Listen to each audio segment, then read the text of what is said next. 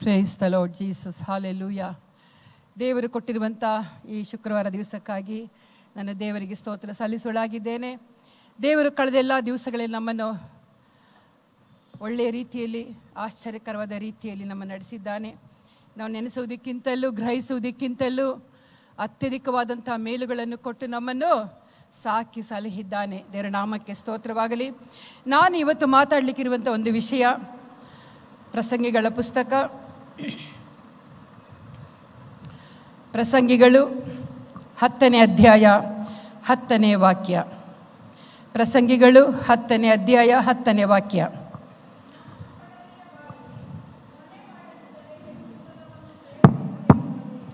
ಮೊಂಡು ಕೊಡಲಿಯ ಬಾಯಿ ಮೊನೆ ಮಾಡದಿದ್ದರೆ ಹೆಚ್ಚು ಬಲವನ್ನು ಪ್ರಯೋಗಿಸಬೇಕಲ್ಲವೇ? ಕಾರ್ಯಸಿದ್ಧಿಗೆ ಜ್ಞಾನವೇ ಸಾಧನ. ಇಲ್ಲಿ ಮೊಂಡು ಕೊಡಲಿ, ನಾನು ಮಾತಾಡಲಿಕ್ಕಿರುವಂಥದ್ದು ಮೊಂಡು ಕೊಡಲಿ. ಅದನ್ನು ಶಾರ್ಪ್ ಮಾಡುವುದು ಹೇಗೆ? ನಮಗೆ ಗೊತ್ತಿದೆ, ಒಂದು ಕಬ್ಬಿಣದ ವಸ್ತು, ಅದು ಯಾವುದೇ ಆಯುಧವಾಗಿರಲಿ, ಕತ್ತಿ ಆಗಿರಲಿ, ಚಾಕು ಆಗಿರಲಿ, ಸಲಿಕೆ ಆಗಿರಲಿ, ಗುದ್ದಲಿ ಆಗಿರಲಿ, ಕೊಡಲಿ ಆಗಿರಲಿ, ಯಾವುದೇ ಕಬ್ಬಿಣದ ವಸ್ತುವಾಗಿರಲಿ, ಅದನ್ನು ಹೇಗೆ ಅದು ಉಪಯುಕ್ತವಾದ ಒಂದು ಸಾಧನವಾಗಲಿಕ್ಕೆ ಏನು ಮಾಡ್ತಾರೆ? ಅದನ್ನು ಒಬ್ಬ ಕಮ್ಮಾರನ ಏನು ಮಾಡ್ತಾನೆ? ಅದನ್ನು ಬೆಂಕಿಯಲ್ಲಿ ಹಾಕ್ತಾನೆ. ಒಂದು ಹಾರ್ಡಾಗಿರುವಂಥ ಒಂದು ಕಬ್ಬಿಣವನ್ನು, ಅದು ರೂಪ ಇರಲ್ಲ, ಅದನ್ನು ಬೆಂಕಿಗೆ ಹಾಕಿ ಅದನ್ನು ಏನು ಮಾಡ್ತಾರೆ ಅವರು? ಆ ಬೆಂಕಿಯಲ್ಲಿ ಸರಿಯಾದ ರೀತಿಯಲ್ಲಿ ಕಾಯಿಸಿ ಮೃದು ಮಾಡ್ತಾರೆ. ಫಸ್ಟ್ ಮೃದು ಆದ ನಂತರ ಅದನ್ನು ಬೆಂಕಿಯಿಂದ ಹೊರಗಡೆ ತೆಗೆದು ಒಂದು ಚಮಟಿ ಅಂದರೆ ಸುತ್ತಿಗೆಯ ಮೂಲಕವಾಗಿ ಅವರಿಗೆ ಬೇಕಾದ ಆಕಾರಕ್ಕೆ ಅದನ್ನು ಹೊಡೆದು ಹೊಡೆದು ಹೊಡೆದು ಅದನ್ನೇನು ಮಾಡ್ತಾರೆ ಅವರು? ಒಂದು ರೂಪಕ್ಕೆ ತರ್ತಾರೆ, ಅವರಿಗೆ ಬೇಕಾದ ಆಯುಧ ರೂಪಕ್ಕೆ ತರ್ತಾರೆ. ಇಲ್ಲಿ ಒಂದು ಮೊಂಡ ಕೊಡಲಿ ಬಗ್ಗೆ ಇಲ್ಲಿ ಬರೆಯಲ್ಪಟ್ಟಿದೆ. ಕೊಡಲಿ ಅಂದರೆ ಏನು? ಮರವನ್ನು ಕಟ್ಟು ಮಾಡುವಂಥ ಒಂದು ಸಾಧನ. ಸುತ್ತಿಗೆ ಅಂದರೆ ಏನು? ಬಂಡೆಯನ್ನು ಒಡೆಯುವಂಥ, ಕಠಿಣವಾದ ವಸ್ತುಗಳನ್ನು ಒಡೆಯುವಂಥ ಒಂದು ಆಯುಧ ಸುತ್ತಿಗೆ. ಇಲ್ಲಿ ಕೊಡಲಿ ಬಗ್ಗೆ ಬರೆಯಲ್ಪಟ್ಟಿದೆ. ಒಂದು ಕೊಡಲಿ ಅದು ಶಾರ್ಪ್ ಆಗಬೇಕೆಂಬುದಾಗಿ ಹೇಳ್ತಾ ಇದೆ. ಏನಂದರೆ, ಮೊಂಡು ಕೊಡಲಿ ಅದರ ಬಾಯಿ ಮೊನೆ ಮಾಡದಿದ್ದರೆ, ಶಾರ್ಪ್ ಮಾಡದಿದ್ದರೆ, ಮೊನೆ ಅಂದರೆ ಚೂಪ್ ಮಾಡದಿದ್ದರೆ ಅದೇನು ಮಾಡಬೇಕು? ಏನಾಗ್ತದೆ? ಅದು ಹೆಚ್ಚು ಬಲವನ್ನು ನಾವೇನು ಮಾಡಬೇಕು? ಪ್ರಯೋಗಿಸಬೇಕು. ಆದರೂ ಕಾರ್ಯ ಸಾಧಿಸುವುದಿಲ್ಲ. ಬಹಳಷ್ಟು ಸಮಯ ತಗೊಳ್ತದೆ, ಬಹಳಷ್ಟು ಶ್ರಮ ತಗೊಳ್ತದೆ. ನಾವು ಯಾವಾಗ ಕೊಡಲಿ ನಾವು ಉಪಯೋಗಕ್ಕೆ ಬರುವಂಥ ಒಂದು ಆಯುಧ ಅದು ಶಾರ್ಪ್ ಇಲ್ಲದಿದ್ದರೆ ಸಮಯ ವೇಸ್ಟು, ಶಕ್ತಿ ವೇಸ್ಟು, ಮಾಡುವಂಥ ಕಾರ್ಯಕ್ಕೆ ಯಾರು ಅಪ್ರಿಷಿಯೇಟ್ ಮಾಡೋದಿಲ್ಲ. ಇಂಥ ಪರಿಸ್ಥಿತಿಯಲ್ಲಿ ಈ ಕೊಡಲಿ ಏನಾಗಿದೆ? ಮೊಂಡು ಕೊಡಲಿ. ನಾವೀಗ ಯೋಚನೆ ಮಾಡೋದಾದರೆ, ಒಬ್ಬ ವಿಶ್ವಾಸಿ ಈ ರೀತಿಯ ಕೊಡಲಿಯೋಪಾದಿಯಲ್ಲಿ ಒಬ್ಬನಿರುವುದಾಗಿದ್ದರೆ, ಇವತ್ತು ನಾನು ಎಚ್ಚರಿಕೆ ಮಾತುಗಳನ್ನು ನಿಮ್ಮ ಸನ್ನಿಧಿಯಲ್ಲಿ ಹೇಳಲಿಕ್ಕೆ ನಾನು ಇಷ್ಟಪಡ್ತೇನೆ. ನಾವು ಒಂದೊಂದು ಸಲ ಮೊಂಡಾಗಿಬಿಡ್ತೇವೆ, ಯಾವ ಕೆಲಸಕ್ಕೂ ನಾವು ಬರೋದಿಲ್ಲ. ಆಸೆ ಇರ್ತದೆ, ಮಾಡಲಿಕ್ಕೆ ಶಕ್ತಿ ಇರ್ತದೆ, ಆದರೂ ಮನಸ್ಸು ಒಪ್ಪೋದಿಲ್ಲ. ಅದಕ್ಕೆಲ್ಲ ಸೈತಾನನು ಸ್ವಲ್ಪ ಅಡ್ಡ ತರ್ತಾನೆ. ಬೈಬಲ್ ಓದಬೇಕನ್ಸುತ್ತೆ, ಪ್ರಾರ್ಥನೆ ಮಾಡಬೇಕು, 1 ತಾಸುಗಳ ತನಕ ಅರ್ಧ ಗಂಟೆ ಪ್ರಾರ್ಥಿಸಬೇಕು, ಹಾಡಬೇಕು ಅಂತೆಲ್ಲ ಯೋಚನೆ ಇರ್ತದೆ. ಆದರೆ ಮೊಣಕಾಲು ಹಾಕ್ಲಿಕ್ಕೆ ಆಗೋದಿಲ್ಲ, ಅದಕ್ಕೆ ನಮ್ಗೆ ಇಷ್ಟ ಇರೋದಿಲ್ಲ. ಅದಕ್ಕೆಲ್ಲ ಸೈತಾನ ಏನು ಮಾಡ್ತಾನೆ? ಅಡ್ಡಿಗಳನ್ನು ತರ್ತಾನೆ. ನಮ್ಮ ಜೀವಿತವನ್ನು ಹಠಮಾರಿ ಜೀವಿತಕ್ಕೆ ನಡೆಸ್ತಾನೆ. ಒಂದು ಮೊಂಡು ಅಂದರೆ ಶಾರ್ಪ್ ಇಲ್ಲದೆ ಇರುವಂಥ ಒಂದು ಆಯುಧ, ಇನ್ನೊಂದು ಹಠದ ಜೀವಿತ. ಹೇಳ್ತೀವಲ್ಲ, ಎಷ್ಟು ಮೊಂಡೆ ಇದ್ದಾಳೆ ಇವಳು, ಎಷ್ಟು ಮೊಂಡ ಇದ್ದಾನಂತ ಹೇಳ್ತೀವಲ್ವ, ಆ ಪದ ಉಪಯೋಗಿಸ್ತೀವಲ್ಲ. ಎಷ್ಟು ಹಠ ಮಾಡ್ತಾನೆ ಇವನು, ಎಷ್ಟು ಒಂದು ಕಠಿಣ ಮನಸ್ಸಿದೆ ಇವನಿಗೆ, ಇವಳಿಗೆ ಎಂಬುದಾಗಿ ನಾವು ಹೇಳೋದು ಉಂಟಲ್ಲ. ಮಕ್ಕಳನ್ನು ಕೆಲವು ಸಲ ನೋಡುವಾಗ ಒಂದು ಮಾತು ಕೇಳೋದಿಲ್ಲ, ಹೇಳಿದನ್ನು ಕೇಳಿಲ್ಲ, ಹಠ ಹಠ ಹಠ ಎಂಬುದಾಗಿ ನಾವು ಹೇಳೋದುಂಟು. ಪ್ರೀತಿ ದೇವ ಜನರೇ,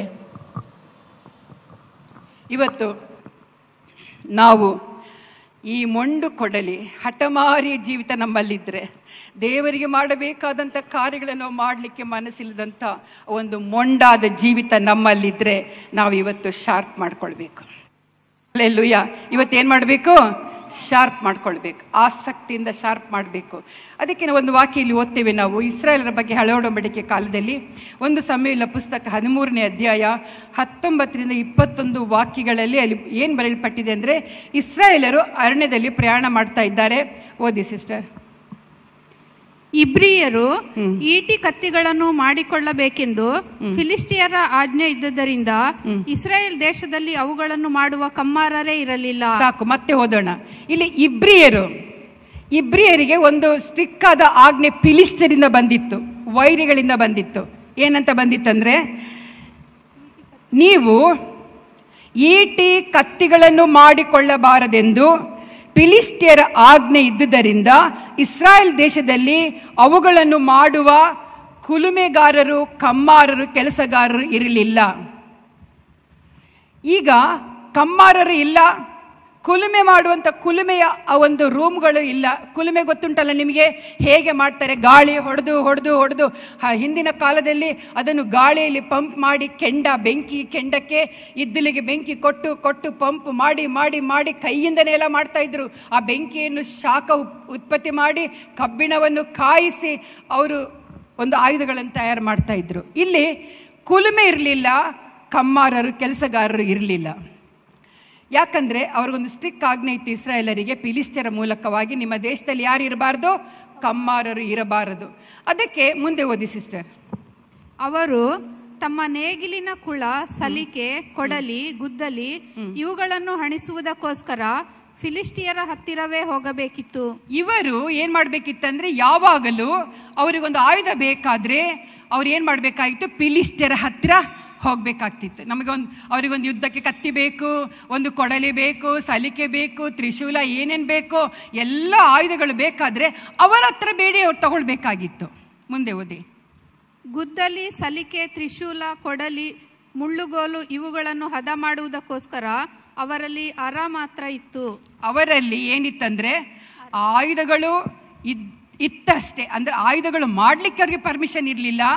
ಆಯುಧಗಳು ಇತ್ತು, ಅದನ್ನು ಶಾರ್ಪ್ ಮಾಡಲಿಕ್ಕೆ ಅರ ಮಾತ್ರ ಇತ್ತು, ಶಾರ್ಪನ್ ಮಾತ್ರ ಇತ್ತು. ಏನಿತ್ತು? ಅರ ಮಾತ್ರ ಇತ್ತು. ಅರ ಅಂದರೆ ಗೊತ್ತುಂಟಲ್ಲ, ಶಾರ್ಪನ್. ಅದೊಂದು ಉದ್ದ ಕಬ್ಬಿಣದ ವಸ್ತು ಥರ ಇರ್ತದೆ, ಅದರ ಮೂಲಕವಾಗಿ ಶಾರ್ಪ್ ಮಾಡ್ತಾರೆ. ಸೊ ಈ ಅರ ಮಾತ್ರ ಅವರಲ್ಲಿದೆ, ಆದರೆ ಅವರು ಓನ್ ಆಗಿ ಆಯುಧಗಳನ್ನು ಪ್ರಿಪೇರ್ ಮಾಡಲಿಕ್ಕೆ ಅವರಿಗೆ ಪರ್ಮಿಷನ್ ಇಲ್ಲ. ಅಂದರೆ ಕೆಲಸಗಾರರಿಲ್ಲ, ಕುಲುಮೆ ಇಲ್ಲ. ಇವತ್ತು ನಾನು ಹೇಳಲಿಕ್ಕಿರುವಂಥ ಒಂದು ವಿಷಯ ಏನಂದರೆ, ಕಮ್ಮಾರರ ಕೆಲಸ ಕುಲುಮೆಗೆ ಹಾಕಿ, ಬೆಂಕಿಗೆ ಹಾಕಿ, ಯಾವುದರಲ್ಲಿ ಹಾಕಿ? ಬೆಂಕಿಯಲ್ಲಿ ಹಾಕಿ ಆಯುಧಗಳನ್ನು ಮಾಡುವಂಥ ಕೆಲಸಗಾರರು ಇಲ್ಲ, ಅಲ್ಲಿ ಬೆಂಕಿ ಇಲ್ಲ. ದೇವರ ವಾಕ್ಯ ಬೆಂಕಿ ಯಾವುದಕ್ಕೆ ಹೋಲಿಕೆಯಾಗಿದೆ? ದೇವರ ವಾಕ್ಯ ಬೆಂಕಿಗೆ ಹೋಲಿಕೆಯಾಗಿದೆ. ದೇವರ ವಾಕ್ಯ ಬೆಂಕಿಗೆ ಹೋಲಿಕೆಯಾಗಿದೆ. ಒಂದು ವಾಕ್ಯ ಓದಿಕೊಳ್ಳೋಣ. ಇಲ್ಲಿ ಯೆರೆಮೀಯನ ಪುಸ್ತಕ 23ನೇ ಅಧ್ಯಾಯ 23ನೇ ವಾಕ್ಯದಲ್ಲಿ ಬಹಳ ಸ್ಪಷ್ಟವಾಗಿ ಬರೆಯಲ್ಪಟ್ಟಿದೆ. ಈ ಬೆಂಕಿ ಅಂದರೆ ಏನು? ನನ್ನ ವಾಕ್ಯವು, ಓದಿ ಸಿಸ್ಟರ್. ಯೆಹೋವನು ಇಂತೆನ್ನುತ್ತಾನೆ, ನಾನು ಸಮೀಪದಲ್ಲಿ ಮಾತ್ರ ಇರುವ ದೇವರು. 23-29. ಹೊಟ್ಟೆಯಲ್ಲಿ ಕಾಳೆಲ್ಲಿ ನನ್ನ ವಾಕ್ಯವು ಬೆಂಕಿಗೂ ಬಂಡೆಯನ್ನು ಒಡೆದು ಬಿಡುವ ಚಮಟಿಗೆಗೂ ಸಮಾನವಾಗಿದೆಯಲ್ಲ. ಯೆಹೋವನೇ ಇದನ್ನು ನುಡಿದಿದ್ದಾನೆ. ಬೆಂಕಿಯು ಎಲ್ಲರಿಗೂ ಸಿಕ್ಕರೆ ಓದಿ. ಯೆರೆಮೀಯನ ಪುಸ್ತಕ 23ನೇ ಅಧ್ಯಾಯ 29 ಬಿ ಭಾಗದಲ್ಲಿ ಬರೆಯಲ್ಪಟ್ಟಿದೆ. ಅದು ಅಲ್ಲಿ ಏನು ಹೇಳಿದೆ ಅಂದರೆ, ನನ್ನ ಯೆಹೋವನು ತಾನೇ ಹೇಳ್ತಾ ಇದ್ದಾನೆ, ನನ್ನ ವಾಕ್ಯವು ಎಂಥದು? ದೇವರ ವಾಕ್ಯವು ಯಾವುದಕ್ಕೆ ಹೋಲಿಕೆಯಾಗಿದೆ? ಬೆಂಕಿಗೂ ಬಂಡೆಯನ್ನು ಒಡೆದು ಬಿಡುವ ಚಮಟಿಗೆಗೂ ಸಮಾನವಾಗಿದೆಯಲ್ಲ. ಹಾಗಿದ್ದ ಮೇಲೆ ಈಗ ಒಂದು ಮೊಂಡಾದ ಕೊಡಲಿ ಇದೆ ಅವರ ಹತ್ರ, ಅಥವಾ ಆಯುಧಗಳಿದೆ, ಅದನ್ನು ಶಾರ್ಪ್ ಮಾಡಬೇಕು. ಫಿಲಿಸ್ಟಿಯರ ಹತ್ರ ಹೋಗಬೇಕು, ಶಾರ್ಪ್ ಮಾಡ್ಬೋದು ಅವರು, ಆದರೆ ಆಯುಧಗಳನ್ನು ತಯಾರು ಮಾಡಲಿಕ್ಕೆ ಅವರಿಗೆ ಪರ್ಮಿಷನ್ ಇಲ್ಲ. ಪ್ರೀತಿ ದೇವಜನರೇ, ಇವತ್ತು ನಾನು ಹೇಳುವಂಥ ಒಂದು ವಿಷಯ ಏನಂದರೆ, ನಾವು ಒಬ್ಬೊಬ್ಬರು ಈ ಮೊಂಡು ಕೊಡಲಿಯೋ ಪಾದೆಯಲ್ಲಿದ್ದರೆ ದೇವರ ವಾಕ್ಯ ನಮ್ಮನ್ನು ಇವತ್ತು ಎಚ್ಚರಿಸ್ತಾ ಇದೆ, ನಾವು ಶಾರ್ಪ್ ಆಗಬೇಕು. ಕೆಲಸಕ್ಕೆ ಬರುವಂಥ ಶಾರ್ಪ್ ಆದ ಒಂದು ಆಯುಧಗಳಾಗಬೇಕು. ನಮ್ಮಲ್ಲಿ ಒಂದು ಅರ ಬೇಕು. ಅರ ಅಂದರೆ ಏನು? ದೇವರ ವಾಗ್ದಾನ ಎಂಬಂಥ ಅರಗಳು, ದೇವರು ಕೊಟ್ಟಿರುವಂಥ ವಾಗ್ದಾನಗಳು ನಮ್ಮಲ್ಲಿ ಹಿಡ್ಕೊಂಡು ನಾವು ದೇವರ ಸನ್ನಿಧಿಯಲ್ಲಿ ದೇವರ ಪವಿತ್ರಾತ್ಮನ ಮೂಲಕವಾಗಿ ದೇವರ ಆ ವಾಕ್ಯವೆಂಬ ಬೆಂಕಿಯಲ್ಲಿ ನಮ್ಮನ್ನು ಹಾಕಲ್ಪಡಬೇಕು. ನಮ್ಮನ್ನು ಅದರಲ್ಲಿ ಹುದುಗಿಸಿಕೊಳ್ಳಬೇಕು. ನಮ್ಮ ಮನಸ್ಸು, ನಮ್ಮ ದೇಹ, ನಮ್ಮ ಪ್ರಾಣ ಎಲ್ಲವನ್ನು ಆ ಬೆಂಕಿಯಲ್ಲಿ ಹಾಕಿದರೆ ಮಾತ್ರ ನಮ್ಮ ಮೊಂಡಾದ ಪರಿಸ್ಥಿತಿಗಳು ಹೋಗ್ತದೆ. ನಾವೇನಾಗ್ತೇವೆ? ಒಂದು ಮೊನೆಯುಳ್ಳಂಥ ಆಯುಧವಾಗಿ ನಾವು ಮಾರ್ಪಡ್ತೇವೆ. ನಾವು ದೇವರಿಗೆ ಉಪಯುಕ್ತವಾದ ಸಾಧನವಾಗಿ ನಾವು ಆಗಲಿಕ್ಕೆ ನಮಗೆ ಸಾಧ್ಯ ಉಂಟು. ದೇವರ ನಾಮಕ್ಕೆ ನಾವೊಂದು ಉಪಯುಕ್ತವಾದ ಆಯುಧಗಳಾಗಬೇಕು. ಉಪಯುಕ್ತ ಆಯುಧಗಳಾಗಬೇಕಾದ್ರೆ ಶಾರ್ಪ್ ಆಗಬೇಕು. ಮೊಂಡಾದರೆ ಕೆಲಸ ಆಗೋದಿಲ್ಲ. ಶಾರ್ಪ್ ಆಗಬೇಕಾದ್ರೆ ಅದು ಎಲ್ಲಿಗೆ ಹೋಗಬೇಕು? ಆರದಿಂದ ಚೂಪ್ ಮಾಡಬೇಕು ಅಥವಾ ಬೆಂಕಿ ಒಳಗಡೆ ಹಾಕಲ್ಪಡಬೇಕು. ಅದು ಸುತ್ತಿಗೆಯಿಂದ ಜಜ್ಜಲ್ಪಡಬೇಕು. ಹಲ್ಲೆಲೂಯಾ. ಈ ಸುತ್ತಿಗೆ, ಈ ಬೆಂಕಿ ಏನಕ್ಕೆ ಹೋಲಿಕೆ ಆಗಿದೆ? ಪವಿತ್ರ ದೇವರ ವಾಕ್ಯಕ್ಕೆ ಹೋಲಿಕೆಯಾಗಿದೆ. ದೇವರ ವಾಕ್ಯ ಮಾತ್ರವೇ ಪ್ರತಿಯೊಬ್ಬ ಮನುಷ್ಯನ ಜೀವಿತವನ್ನು ಬದಲಿಸಲಿಕ್ಕೆ ಸಾಧ್ಯ. ಬೆಂಕಿ ಏನು ಮಾಡ್ತದೆ? ನಮ್ಮನ್ನು ಶುದ್ಧ ಮಾಡ್ತದೆ, ಮೃದು ಮಾಡ್ತದೆ. ಬೆಂಕಿ ಪವಿತ್ರಾತ್ಮನಿಗೂ ದೇವರ ಅಭಿಷೇಕಕ್ಕೂ ಹೋಲಿಕೆಯಾಗಿದೆ. ದೇವರ ನಾಮಕ್ಕೆ ಸ್ತೋತ್ರವಾಗಲಿ. ದೇವರು ನಮ್ಮನ್ನು ಇವತ್ತು ಇನ್ನೊಂದು ವಾಕ್ಯದ ಮೂಲಕ ಎಚ್ಚರಿಸಲಿಕ್ಕಿದ್ದಾನೆ. ಒಂದು ವಾಕ್ಯ ಓದಿಕೊಳ್ಳೋಣ. ಇಲ್ಲಿ ನಾವು ಓದಿದೆವು, ದೇವರ ವಾಕ್ಯ ಯಾವುದಕ್ಕೆ ಹೋಲಿಕೆಯಾಗಿದೆ? ದೇವರ ವಾಕ್ಯ ಬೆಂಕಿಗೆ ಹೋಲಿಕೆಯಾಗಿದೆ. ಹಾಗೂ ಎಲ್ಲಿಗೆ ಹೋಲಿಕೆಯಾಗಿದೆ? ಒಡೆದು ಬಿಡುವಂಥ, ಬಂಡೆಯನ್ನು ಒಡೆದು ಬಿಡುವಂಥ ಸುತ್ತಿಗೆಗೆ ಹೋಲಿಕೆಯಾಗಿದೆ. ಹಲ್ಲೆಲೂಯಾ. ದೇವರ ನಾಮಕ್ಕೆ ಸ್ತೋತ್ರವಾಗಲಿ. ಇಲ್ಲಿ ಬೆಂಕಿ ಮತ್ತು ಚಮಟಿಗೆ ಇದು ದೇವರ ವಾಕ್ಯಕ್ಕೆ ಹೋಲಿಕೆಯಾಗಿದೆ. ಹಾಗೂ ದೇವರ ವಾಕ್ಯದಲ್ಲಿ ಓದ್ತೇವೆ ನಾವು, ಬೆಂಕಿಯ ಕೆರೆ ಎಂಬುದಾಗಿ ಒಂದು ಬೆಂಕಿ ಉಂಟು. ಅದು ವಾಕ್ಯವಲ್ಲ, ಅದು ಒಂದು ಕೆರೆ. ಅದು ಎಲ್ಲಿದೆ? ಒಂದು ವಾಕ್ಯ ಓದಿಕೊಳ್ಳ. ರೆವೆಲೇಷನ್, ಪ್ರಕಟಣೆ ಪುಸ್ತಕ 20ನೇ ಅಧ್ಯಾಯ 14-15 ವಾಕ್ಯಗಳನ್ನು ಯಾರಾದರೂ ಓದಿ. ಆಮೇಲೆ ಮೃತ್ಯುವು ಪಾತಾಳವು ಬೆಂಕಿಯ ಕೆರೆಗೆ ದೊಬ್ಬಲ್ಪಟ್ಟವು. ಆ ಬೆಂಕಿಯ ಕೆರೆಯ ಎರಡನೆಯ ಮರಣವು. ಬೆಂಕಿಯ ಕೆರೆ ಅದು ಪಾತಾಳ, ಅದು ನರಕ. ಇಲ್ಲಿ ಬಹಳ ಸ್ಪಷ್ಟವಾಗಿ ಬರೆಯಲ್ಪಟ್ಟಿದೆ. ಇದು ಒಂದು ಕೆರೆ. ಇದು ಅವಿಶ್ವಾಸಿಗಳಿಗೆ ಮತ್ತು ಆತನನ್ನು ಅಲಕ್ಷ್ಯ ಮಾಡುವಂಥ ಜನರಿಗೆ, ದೇವರ ವಾಕ್ಯವನ್ನು ಪ್ರೀತಿಸದೇ ಇರುವಂಥ ಜನರು, ರಕ್ಷಣೆ ಹೊಂದಿಕೊಳ್ಳದಂಥ ಜನರು, ದೀಕ್ಷಾ ಸ್ನಾನ ಮಾಡಿ ಅದನ್ನು ಅಸಡ್ಡೆ ಮಾಡುವಂಥ ಜನರಿಗೆ ಇಡಲ್ಪಟ್ಟಿರುವಂಥ ಒಂದು ಕೆರೆ. ಅದು ಬೆಂಕಿಯ ಕೆರೆ, ಅದು ನರಕ ಎಂಬುದಾಗಿ ಬಹಳ ಸ್ಪಷ್ಟವಾಗಿ ಅಲ್ಲಿ ಬರೆಯಲ್ಪಟ್ಟಿದೆ. ಅಲ್ಲಿ 21ನೇ ಅಧ್ಯಾಯ 8ನೇ ವಾಕ್ಯದಲ್ಲಿ ಸಹ ಓದ್ತೇವೆ ನಾವು. ಆದರೆ ಹೇಡಿಗಳು ನಂಬಿಕೆ ಇಲ್ಲದವರು, ಅಸಹ್ಯವಾದುದರಲ್ಲಿ ಸೇರಿದವರು, ಕೊಲೆಗಾರರು, ಜಾರರು, ಮಾಟಗಾರರು, ವಿಗ್ರಹಾರಾಧಕರು, ಎಲ್ಲಾ ಸುಳ್ಳುಗಾರರು ಇವರಿಗೆ ಸಿಕ್ಕುವ ಪಾಲು ಬೆಂಕಿ ಗಂಧಕಗಳುರಿಯುವ ಕೆರೆ. ಇವರಿಗೆ ಸಿಕ್ಕುವ ಪಾಲು ಬೆಂಕಿ ಗಂಧಕಗಳಿಂದ ಉರಿಯುವಂತ ಕೆರೆ. ಬೆಂಕಿ ಪವಿತ್ರಾತ್ಮನಿಗೆ ಹೋಲಿಕೆಯಾಗಿದೆ, ಅಭಿಷೇಕಕ್ಕೆ ಹೋಲಿಕೆಯಾಗಿದೆ, ದೇವರ ವಾಕ್ಯಕ್ಕೆ ಹೋಲಿಕೆಯಾಗಿದೆ. ಅಷ್ಟು ಮಾತ್ರ ಅಲ್ಲ, ಈ ಬೆಂಕಿ ಯಾವುದು? ನಮ್ಮನ್ನು ಶೋಧಿಸಿ ದೇವರನ್ನು ಅಲಕ್ಷ್ಯ ಮಾಡುವಂಥ ಜನರನ್ನು ಆ ಬೆಂಕಿಯ ಕೊಂಡದಲ್ಲಿ ಹಾಕುವಂಥದ್ದು ಕೂಡ ಒಂದು ಬೆಂಕಿ ಎಂಬುದಾಗಿ ನಾವು ಓದ್ತೇವೆ. ಮಾತ್ರವಲ್ಲ, ಈ ಬೆಂಕಿ ನಮ್ಮನ್ನು ಶುದ್ಧ ಮಾಡುವಂಥ ಬೆಂಕಿಯಾಗಿದೆ. ಅದು ದೇವರ ಪವಿತ್ರ ಆತ್ಮನ ಶಕ್ತಿ ಎಂಬುದಾಗಿ ನಾವು ದೇವರ ವಾಕ್ಯದಲ್ಲಿ ಬಹಳ ಸ್ಪಷ್ಟವಾಗಿ ನಾವು ನೋಡೋರಾಗಿದ್ದೇವೆ. ಮಾತ್ರ ಒಂದು ವಾಕ್ಯ ಓದಿಕೊಳ್ಳೋಣ. ಯೇಸು ಸ್ವಾಮಿ ಲೋಕದಲ್ಲಿ ಬರೋಕ್ಕಿಂತ ಮುಂಚಿತವಾಗಿ ಯೋಹಾನನು ಯೇಸುವಿನ ಕುರಿತಾಗಿ ಸಾಕ್ಷಿ ಹೇಳಿದ್ದನ್ನು ನೋಡ್ತೇವೆ. ಮತ್ತಾಯನ ಸುವಾರ್ತೆ 3ನೇ ಅಧ್ಯಾಯ 11ನೇ ವಾಕ್ಯದಲ್ಲಿ ಓದ್ತೇವೆ ನಾವು. ಮತ್ತಾಯನ ಸುವಾರ್ತೆ 3ನೇ ಅಧ್ಯಾಯ 11ನೇ ವಾಕ್ಯ. ನಾನಂತೂ ನಿಮ್ಮ ಮನಸ್ಸು ತಿರುಗಿಕೊಳ್ಳಬೇಕೆಂದು ನಿಮಗೆ ನೀರಿನಲ್ಲಿ ಸ್ನಾನ ಮಾಡಿಸುತ್ತೇನೆ. ಆದರೆ ನನ್ನ ಹಿಂದೆ ಬರುವವನು ನನಗಿಂತ ಶಕ್ತನು. ಆತನ ಕೆರಗಳನ್ನು ಹೊರಲಿಕ್ಕೂ ನಾನು ಯೋಗ್ಯನಲ್ಲ. ಆತನು ಪವಿತ್ರಾತ್ಮನಲ್ಲಿಯೂ ಬೆಂಕಿಯಲ್ಲಿಯೂ ನಿಮಗೆ ಸ್ನಾನ ಮಾಡಿಸುವನು. ಸಾಕು. ಸ್ನಾನಿಕ ಯೋಹಾನ ಆತನು ಹೇಳುವಂತ ಒಂದು ಮಾತಿಲ್ಲಿದೆ. ಆತನು ಅಂದರೆ ಯೇಸು, ನನ್ನ ಹಿಂದೆ ಬರುವವನು, ಆತನು ಏನು ಮಾಡ್ತಾನಂದರೆ, ನಾನು ಆತನ ಕೆರಗಳನ್ನು ಹೊರಲಿಕ್ಕೆ ನಾನು ಯೋಗ್ಯನಲ್ಲ. ಅಂದರೆ ಆತನು ಉಪಯೋಗಿಸಿದಂಥ ಕೆರಗಳಂದರೆ ಚಪ್ಪಲನ್ನು ಕೂಡ ನಾನು ಹೊರಲಿಕ್ಕೆ ನಾನು ಯೋಗ್ಯನಲ್ಲ. ಅಷ್ಟು ದೀನತೆಯಿಂದ ಯೋಹಾನ ಹೇಳುತ್ತಾ ಆತನೊಂದು ಮಾತು ಹೇಳ್ತಾನೆ, ಆತನು ಪವಿತ್ರಾತ್ಮದಲ್ಲಿಯೂ ಬೆಂಕಿಯಲ್ಲಿಯೂ ನಿಮಗೆ ಸ್ನಾನ ಮಾಡಿಸುವನು. ಇಲ್ಲಿ ಪವಿತ್ರ ಆತ್ಮನೆಂಬಂಥ ಆ ಶಕ್ತಿಯ ಮೂಲಕವಾಗಿ ಶಕ್ತಿ ವಿಷಯವಾಗಿ ಇಲ್ಲಿ ಬರೆಯಲ್ಪಟ್ಟಿದೆ. ಪವಿತ್ರ ಆತ್ಮದಲ್ಲಿಯೂ ಬೆಂಕಿಯಲ್ಲಿಯೂ ನಿಮಗೆ ಸ್ನಾನ ಮಾಡಿಸುವನು. ಸ್ನಾನ ಎಂಬುದು ಅಭಿಷೇಕವನ್ನು ಸೂಚಿಸುವಂಥದ್ದಾಗಿದೆ. ಯಾವುದರಿಂದ ಯೇಸು ಸ್ವಾಮಿ ಸಾಕ್ಷಿ ಹೇಳ್ತಾ ಇದ್ದಾನೆ, ಯಾವುದರಿಂದ ನಮ್ಮನ್ನು ಅಭಿಷೇಕ ಮಾಡ್ತಾನೆ? ಯಾವುದು ಪವಿತ್ರಾತ್ಮನಿಂದಲೂ ಬೆಂಕಿಯಿಂದಲೂ ನಮ್ಮನ್ನು ಅಭಿಷೇಕ ಮಾಡುವಂಥ ಒಬ್ಬ ವ್ಯಕ್ತಿ ಬರಲಿಕ್ಕಿದ್ದಾನೆ ಎಂಬುದಾಗಿ ಆತನು ಯೇಸು ಸ್ವಾಮಿ ತನ್ನ ಸೇವಾ ಕಾರ್ಯಕ್ಕೆ ಹೋಗಕ್ಕಿಂತ ಮೊದಲಾಗಿ ಆತನ ವಿಷಯವಾಗಿ ಸಾಕ್ಷಿ ಹೇಳಿದಂಥ ಒಬ್ಬ ಏಕೈಕ ಮನುಷ್ಯನು ಆತನ ಸ್ನಾನಿಕನಾದ ಯೋಹಾನನು. ಹಾಗಿದ್ದ ಮೇಲೆ ದೇವರ ವಾಕ್ಯ ಯೇಸು ಕ್ರಿಸ್ತನೇ ಆಗಿದ್ದಾನೆ. ಆತನೇ ಹೇಳ್ತಾ ಇದ್ದಾನೆ, ಪವಿತ್ರಾತ್ಮದಲ್ಲಿಯೂ ಬೆಂಕಿಯಲ್ಲೂ ನಮ್ಮನ್ನು ಅಭಿಷೇಕಿಸುವನು. ಈ ಅಭಿಷೇಕ ಬರುವಾಗ, ಬೆಂಕಿಯಲ್ಲಿ ನಮ್ಮನ್ನು ಹಾಕಿಕೊಳ್ಳುವಾಗ, ಪವಿತ್ರಾತ್ಮನ ಅಭಿಷೇಕನ ಹೊಂದಿಕೊಂಡಾಗ, ಬೆಂಕಿಯಲ್ಲಿ ನಮ್ಮನ್ನು ಒಡ್ಡುವಾಗ ನಾವು ಮೃದುವಾಗ್ತೇವೆ. ಆತ್ಮನ ಅಭಿಷೇಕ ನಾವು ಹೊಂದಿಕೊಳ್ತೇವೆ. ಹಲ್ಲೆಲೂಯ, ದೇವರ ನಾಮಕ್ಕೆ ಸ್ತೋತ್ರವಾಗಲಿ. ಇಲ್ಲಿ ಅಪೊಸ್ತಲ ಕೃತ್ಯಗಳು 1ನೇ ಅಧ್ಯಾಯ 8ನೇ ವಾಕ್ಯದಲ್ಲಿ ಓದ್ತೇವೆ, ಯಾರ ಮೇಲೆ ಪವಿತ್ರಾತ್ಮನು ಬರ್ತಾನೋ ಅವರು ಎಲ್ಲಿ ಹೋಗ್ತಾರೆ? ಎಲ್ಲ ದೇಶಗಳಿಗೆ ಹೋಗಿ ನನ್ನ ಸುವಾರ್ತೆಯನ್ನು ಸಾರುತ್ತಾರೆ ಎಂಬುದಾಗಿ ಬರೆಯಲ್ಪಟ್ಟಿದೆ. ಓದಿ ಸಿಸ್ಟರ್.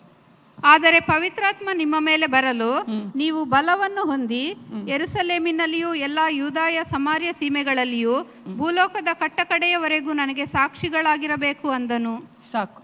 ಇಲ್ಲಿ ಭೂಲೋಕದ ಕಟ್ಟಕಡೆಗಳವರೆಗೆ ನಮಗೆ ಸಾಕ್ಷಿಗಳಾಗಿ ನಾವು ಇರಬೇಕಾದ್ರೆ, ನಮ್ಮ ಮನಸ್ಸು, ನಮ್ಮ ಪ್ರಾಣ, ನಮ್ಮ ಆಲೋಚನೆಗಳು ಎಲ್ಲವೂ ಶುದ್ಧವಾಗಬೇಕಾದ್ರೆ ನಾವು ಪವಿತ್ರ ಆತ್ಮನ ಆ ಬೆಂಕಿಗೆ ನಮ್ಮನ್ನು ಒಳಪಡಿಸಬೇಕು.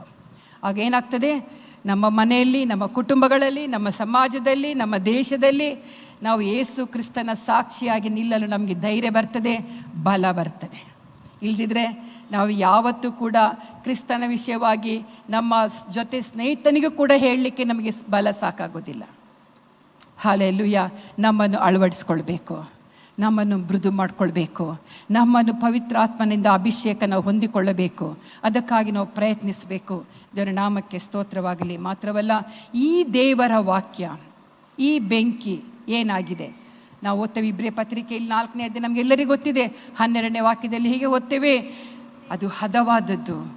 ದೇವರ ವಾಕ್ಯ ಹದವಾದದ್ದು, ಶಾರ್ಪ್ ಇರುವಂಥದ್ದು, ಅದು ಕೆಲಸಕ್ಕೆ ಬರುವಂಥದ್ದು, ಕೀಲು ಆತ್ಮ ಪ್ರಾಣ ಮಜ್ಜೆಗಳನ್ನು ತೂರಿ ಹೋಗಿ ಕಾರ್ಯ ಸಾಧಿಸುವಂಥದ್ದು ಎಂಬುದಾಗಿ ಅಲ್ಲಿ ಬಹಳ ಸ್ಪಷ್ಟವಾಗಿ ಬರೆಯಲ್ಪಟ್ಟಿದೆ. ಈ ದೇವರ ವಾಕ್ಯಕ್ಕೆ ನಮ್ಮನ್ನು ಅಳವಡಿಸ್ಕೊಳ್ಬೇಕು. ಅಂದರೆ ಪವಿತ್ರಾತ್ಮನಿಗೆ ನಮ್ಮನ್ನು ಅಳವಡಿಸ್ಕೊಳ್ಬೇಕು. ನಾವು ಬೆಂಕಿಗೆ ನಮ್ಮನ್ನು ಅಳವಡಿಸ್ಕೊಳ್ಬೇಕು. ದೇವರ ನಾಮಕ್ಕೆ ಸ್ತೋತ್ರವಾಗಲಿ. ಅಂದರೆ ಮಾತ್ರ ಉಪಯುಕ್ತವುಳ್ಳ ಆಯುಧಗಳಾಗಿ ನಾವು ಆಗಲಿಕ್ಕೆ ನಮಗೆ ಸಾಧ್ಯ ಉಂಟು. ದೇವರ ನಾಮಕ್ಕೆ ಸ್ತೋತ್ರವಾಗಲಿ. ಅಷ್ಟು ಮಾತ್ರವಲ್ಲ, ಈ ದೇವರ ವಾಕ್ಯ ಪವಿತ್ರಾತ್ಮನ ಅಭಿಷೇಕಕ್ಕೆ ಹೋಲಿಕೆ ಆಗಿದೆ. ಒಬ್ಬ ಭಕ್ತನು, ಒಬ್ಬ ಯೇಸುವನ್ನು ಪ್ರೀತಿಸ್ತೇನೆ ಎಂಬುದಾಗಿ ಹೇಳುವಂಥ ಒಬ್ಬ ಭಕ್ತನು ಹೇಗಿರಬೇಕಂದ್ರೆ, 149ನೇ ಕೀರ್ತನೆ ನಾವು 6ನೇ ವಾಕ್ಯದಲ್ಲಿ ಹೋಗ್ತೇವೆ. ಒಬ್ಬ ಭಕ್ತನು, ಒಬ್ಬ ವಿಶ್ವಾಸಿ, ರಕ್ಷಣೆ ಹೊಂದಿದಂಥ ಒಬ್ಬ ವಿಶ್ವಾಸಿ. ಹಲ್ಲೆಲೂಯಾ. ನಾನು ಹೇಳ್ತಿರುವಂಥದ್ದು ರಕ್ಷಣೆ ಹೊಂದಿದಂಥ ವಿಶ್ವಾಸಿ, ದೀಕ್ಷಾಸ್ನಾನ ಮಾಡಿಸಿಕೊಂಡಂಥ ವಿಶ್ವಾಸಿ, ಕರ್ತನ ಭೋಜನದಲ್ಲಿ ಪಾಲು ತೆಗೆದುಕೊಳ್ಳುವಂಥ ಒಬ್ಬ ವಿಶ್ವಾಸಿ. ಎಂಥ ದೀಕ್ಷಾಸ್ನಾನ? ಚಿಮುಕಿಸಿ ದೀಕ್ಷಾಸ್ನಾನ ಅಲ್ಲ. ಸ್ನಾನಿಕನಾದ ಯೋಹಾನನು ಯಾಕೆ ಈ ಲೋಕಕ್ಕೆ ಬಂದನು? ಜನರನ್ನು ಪಾಪಗಳಿಂದ ಬಿಡುಗಡೆಗೊಳಿಸಿ ದೇವರ ಕಡೆಗೆ ತಿರುಗಿಕೊಳ್ಳಿರಿ, ನಿಮ್ಮ ಪಾಪಕ್ಕಾಗಿ ಪಶ್ಚಾತ್ತಾಪ ಪಡಿರಿ ಎಂಬುದಾಗಿ ಹೇಳುತ್ತಾ ಬಂದವರಿಗೆ, ಯಾರು ಪಶ್ಚಾತ್ತಾಪದಿಂದ ತಮ್ಮ ಹೃದಯವನ್ನು ಯೇಸು ಸ್ವಾಮಿಗೆ ಅಂದರೆ ದೇವರಿಗೆ ಒಪ್ಪಿಸಿಕೊಡ್ತಾರೋ ಅವರಿಗೆ ಮಾತ್ರ ಆ ಯೋಹಾನನು ಏನು ಮಾಡ್ತಾ ಇದ್ದನು? ದೀಕ್ಷಾಸ್ನಾನ ಕೊಡ್ತಾ ಇದ್ದಾನೆ. ಹೇಗೆ ಕೊಡ್ತಾ ಇದ್ದನು? ಆತನು ಕೊಡುವಂಥ ದೀಕ್ಷಾಸ್ನಾನ ನೀರಿನಲ್ಲಿ ಮುಳುಗಿಸಿ ದೀಕ್ಷಾಸ್ನಾನ ಕೊಡ್ತಾ ಇದ್ದಾನೆ. ಇಂಥ ದೀಕ್ಷಾಸ್ನಾನಕ್ಕೆ ಅಳವಡಿಸಿಕೊಂಡಂಥ ಪ್ರತಿಯೊಬ್ಬ ವಿಶ್ವಾಸಿಯು 149ನೇ ಕೀರ್ತನೆ 6ನೇ ವಾಕ್ಯದಲ್ಲಿ ಹೀಗೆ ಬರೆಯಲ್ಪಟ್ಟಿದೆ. ಓದಿ ಸಿಸ್ಟರ್. ಅವರ ಬಾಯಲ್ಲಿ ಯೆಹೋವನ ಸ್ತೋತ್ರವು, ಅವರ ಬಾಯಲ್ಲಿ ಯೆಹೋವನ ಸ್ತೋತ್ರವು, ಕೈಯಲ್ಲಿ ಇಬ್ಬಾಯಿ ಕತ್ತಿಯೂ ಇರಲಿ, ಕೈಯಲ್ಲಿ ಇಬ್ಬಾಯಿ ಕತ್ತಿಯೂ ಇರಲಿ. ಯಾರ ಬಾಯಲ್ಲಿ? ತನ್ನನ್ನು ದೇವರಿಗೆ ಸಮರ್ಪಿಸಿಕೊಂಡವನು, ದೇವರ ವಾಕ್ಯಕ್ಕೆ, ದೇವರ ಆಜ್ಞೆಗಳಿಗೆ ವಿಧೇಯನಾದಂಥ ಒಬ್ಬ ಭಕ್ತನ ಬಾಯಲ್ಲಿ ಏನಿರಬೇಕು? ಯೆಹೋವನ ಸ್ತೋತ್ರವಿರಬೇಕು. ಏನಿರಬೇಕು ಹೇಳಿ ಧೈರ್ಯವಾಗಿ? ಏನಿರಬೇಕು? ನಾವು ಬಾಯಿ ಮುಚ್ಚಿ ಕೂತ್ಕೊಳ್ಳೋದಲ್ಲ. ದೇವಾಲಯಕ್ಕೆ ಬರುವಾಗಲಿ ನಮ್ಮ ಮನೆಗಳಲ್ಲಾಗಲಿ ಯಾವಾಗಲೂ ಏನಿರಬೇಕು ನಮ್ಮ ಬಾಯಲ್ಲಿ? ದೇವರ, ಹೇಳಿ ಜೋರಾಗಿ, ಏನಿರಬೇಕು? ದೇವರ ಸ್ತೋತ್ರ ಇರಬೇಕು. ಅಷ್ಟು ಮಾತ್ರವಲ್ಲ, ಕೈಯಲ್ಲಿ ಏನಿರಬೇಕು? ಕೋಲೆಲ್ಲ ಇರೋದು, ಹೊಡೆಯುವಂಥ ಕೋಲ್ಗಳಲ್ಲ, ಜಗಳ ಮಾಡುವಂಥ ಕುಸ್ತಿ ಕೊರಳಪಟ್ಟಿ ಹಿಡ್ಕೊಂಡು ಜಗಳ ಮಾಡುವಂಥದ್ದಲ್ಲ. ಏನಿರಬೇಕು ನಮ್ಮ ಕೈಗಳಲ್ಲಿ? ಇಬ್ಬಾಯಿ ಕತ್ತಿ ಇರಬೇಕು. ಇಬ್ಬಾಯಿ ಕತ್ತಿ ವಿಶೇಷತೆ ಗೊತ್ತುಂಟ ನಿಮಗೆ? ಏನು ಇಬ್ಬಾಯಿ ಕತ್ತಿ? ಕತ್ತಿಗಳಲ್ಲಿ ಇಬ್ಬಾಯಿ ಕತ್ತಿ ವಿಶೇಷ, ಬಹಳ ವಿಶೇಷವಾದದ್ದು. ಏನಂದರೆ 2 ಕಡೆ ಶಾರ್ಪ್ ಇರ್ತದೆ. ಅದು ಒಂದು ಕತ್ತಿ ಆದರೆ 2 ಕಡೆ ಶಾರ್ಪ್ ಇರ್ತದೆ. 2 ಕಡೆಯಿಂದನೂ ಹೊಡಿಬೋದು. ಒಬ್ಬ ವೈರಿ ನಿಮ್ಮ ಸನ್ನಿಧಿಯಲ್ಲಿ, ಅಂದರೆ ಸೈತಾನನು ನಮಗೆ ತರುವಂಥ ಎಲ್ಲ ಕಷ್ಟ, ನಷ್ಟ, ರೋಗ, ಹಿಂಸೆ, ಬಾಧೆ ಇವೆಲ್ಲವುಗಳು ನಾವು ಜಯಿಸಿ ನಿಲ್ಲಬೇಕಾದರೆ ದೇವರ ವಾಕ್ಯವೆಂಬ ಕತ್ತಿ 2 ಕಡೆ ಶಾರ್ಪ್ ಇರಬೇಕು. ಎಲ್ಲ ಸಮಯಗಳಲ್ಲಿಯೂ ದೇವರ ವಾಕ್ಯವನ್ನು ಘೋಷವಾಗಿ ಬಾಯ್ಪಟ್ಟ ಕಲ್ತಿದ್ದಾದರೆ ಎಲ್ಲ ಸಮಯಗಳಲ್ಲಿಯೂ ಸೈತಾನನು ವಾಕ್ಯದ ಮೂಲಕವಾಗಿ ಅಂದರೆ ವಾಗ್ದಾನಗಳನ್ನು ಹಿಡ್ಕೊಂಡವರಾಗಿ ನಾವು ಸೈತಾನನ್ನು ಎದುರಿಸಿ ನಿಲ್ಲಬಹುದು. ನಮ್ಮ ಕೈಯಲ್ಲಿ ಇಬ್ಬಾಯಿ ಕತ್ತಿ ಬೇಕು. ಆ ಇಬ್ಬಾಯಿ ಕತ್ತಿ ಹೇಗಿರಬೇಕು? ಆಲ್ ದ ಟೈಮ್, ಎಲ್ಲ ಸಮಯಗಳಲ್ಲಿ. ಯುದ್ಧಕ್ಕೆ ಹೋಗುವಂಥ ಕತ್ತಿ ಹೇಗಿರ್ತದೆ? ಒಂದು ಕಡೆ ಶಾರ್ಪ್ ಇರ್ತದೆ. ಒಬ್ಬ ಕ್ರೈಸ್ತ ವಿಶ್ವಾಸಿಯ ಕೈಯಲ್ಲಿ ಏನಿರಬೇಕು? ಇಬ್ಬಾಯಿ ಕತ್ತಿ ಇರಬೇಕು. ಹಾಲೆಲೂಯಾ. ಹೇಗದು? ಎಡಗಡೆಯಿಂದ ಬರಲಿ, ಬಲಗಡೆಯಿಂದ ಬರಲಿ, ಮೇಲಿಂದ ಬರಲಿ, ಕೆಳಗಿಂದ ಬರಲಿ, ಸೈತಾನನ ಶೋಧನೆಗಳು ಎಂಥದೇ ಶೋಧನೆಗಳು ಬರಲಿ, ಯೇಸುವಿನ ವಾಗ್ದಾನಗಳನ್ನು ಹಿಡ್ಕೊಂಡು, ಒಂದು ವಾಗ್ದಾನ, ಒಂದು ವಾಕ್ಯ ಹಿಡ್ಕೊಂಡು ಆ ಕತ್ತಿಯಿಂದ ಸೈತಾನನನ್ನು ನಾವು ಸದೆ ಬಡಿಬೋದು. ಹಾಲೆಲ್ಲ ಹೇಳ್ತಿದ್ದ ಅರ್ಥ ಆಗ್ತಾ ಇದೆಯಲ್ವಾ? ಅರ್ಥ ಆಗ್ತಾ ಇದೆಯಲ್ವಾ ಎಲ್ಲರಿಗೂ? ಹಾಲೆಲೂಯಾ. ದೇವರ ನಾಮಕ್ಕೆ ಸ್ತೋತ್ರವಾಗಲಿ. ಇಲ್ಲಿ ಯೆಹೋವನ ಸ್ತೋತ್ರವು ಒಬ್ಬ ಭಕ್ತನ ಬಾಯಲ್ಲಿರಬೇಕು. ಅವನ ಕೈಯಲ್ಲಿ ಏನಿರಬೇಕು? ಇಬ್ಬಾಯಿ ಕತ್ತಿ ಇರಬೇಕು. ಹಾಲೆಲೂಯಾ. ದೇವರ ನಾಮಕ್ಕೆ ಸ್ತೋತ್ರವಾಗಲಿ. ಮೊನೆ ಮಾಡಲ್ಪಟ್ಟ ಕತ್ತಿ, ಮೊಂಡಾದ ಕತ್ತಿಯಲ್ಲ, ಮೊಂಡಾದ ಆಯುಧವಲ್ಲ, ಶಾರ್ಪ್ ಇರುವಂಥ ಮೊನೆ ಮಾಡಲ್ಪಟ್ಟಂಥ ಆ ಆಯುಧ ನಮ್ಮ ಕೈಲಿರ್ಬೇಕಂದ್ರೆ ಜೀವ ಕೊಡುವಂಥ ದೇವರ ವಾಕ್ಯ, ವಾಗ್ದಾನಗಳೆಂಬ ಮಾತ್ರವಲ್ಲ, ಶಾರ್ಪ್ ಮಾಡುವಂಥ ಪವಿತ್ರ ಆತ್ಮನ ಆ ಬೆಂಕಿ ನಮ್ಮಲ್ಲಿರುವುದಾದರೆ ನಾವು ಎಲ್ಲ ಸಮಯಗಳಲ್ಲಿಯೂ ದೇವರ ಸನ್ನಿಧಿಯಲ್ಲಿ ಎಲ್ಲ ಶೋಧನೆಗಳನ್ನು ಜಯಿಸಿ ನಾವು ಸ್ಥಿರವಾಗಿ ಆತನನ್ನು ಎದುರುಗೊಳ್ಳಲು ಒಂದು ದಿನ ನಮಗೆ ಸಾಧ್ಯವಾಗ್ತದೆ. ನಾವು ಪಾಪದ ನಿಮಿತ್ತ, ಶೋಧನೆಗಳ ನಿಮಿತ್ತ ಬಿದ್ದು ಹೋದರೆ ನ್ಯಾಯ ತೀರ್ಪು ಒಂದು ದಿನ ಇದೆ. ಮಗನೇ, ಇಷ್ಟು ವಾಕ್ಯ ಕೇಳಿದೆ, ಮಗಳೇ, ಇಷ್ಟು ದೇವರ ವಾಕ್ಯವನ್ನು ಕೇಳಿದೆ, ಆದರೆ ಇಂಥ ಪಾಪ ಮಾಡಿದೆಯಲ್ಲ, ನ್ಯಾಯ ವಿಚಾರಣೆ ಇದೆ. ಅದಕ್ಕೆ ತಪ್ಪಿಸಿಕೊಳ್ಳಿಕ್ಕೆ ಆಗುವುದಿಲ್ಲ. ಪ್ರತಿದಿನವೂ ನಾವು ಶಾರ್ಪ್ ಆಗಿರಬೇಕು. ನಮ್ಮ ಯೋಚನೆ, ನಮ್ಮ ಮಾತುಗಳು, ನಮ್ಮ ಕ್ರಿಯೆಗಳು, ನಾವು ಹೋಗುವ ಸ್ಥಳಗಳು, ಮಾಡುವಂಥ ಪ್ರತಿಯೊಂದೊಂದು ಕಾರ್ಯಗಳು ಅದು ಶಾರ್ಪ್ ಆಗಿರಬೇಕು. ದೇವರ ವಾಕ್ಯದ ಅಡಿಯಲ್ಲಿ, ಅದು ನಾವು ವಾಗ್ದಾನಗಳ ಅಡಿಯಲ್ಲಿ ಅದನ್ನು ಶಾರ್ಪ್ ಮಾಡ್ಕೊಂಡಿರಬೇಕು. ದೇವರ ನಾಮಕ್ಕೆ ಸ್ತೋತ್ರವಾಗಲಿ.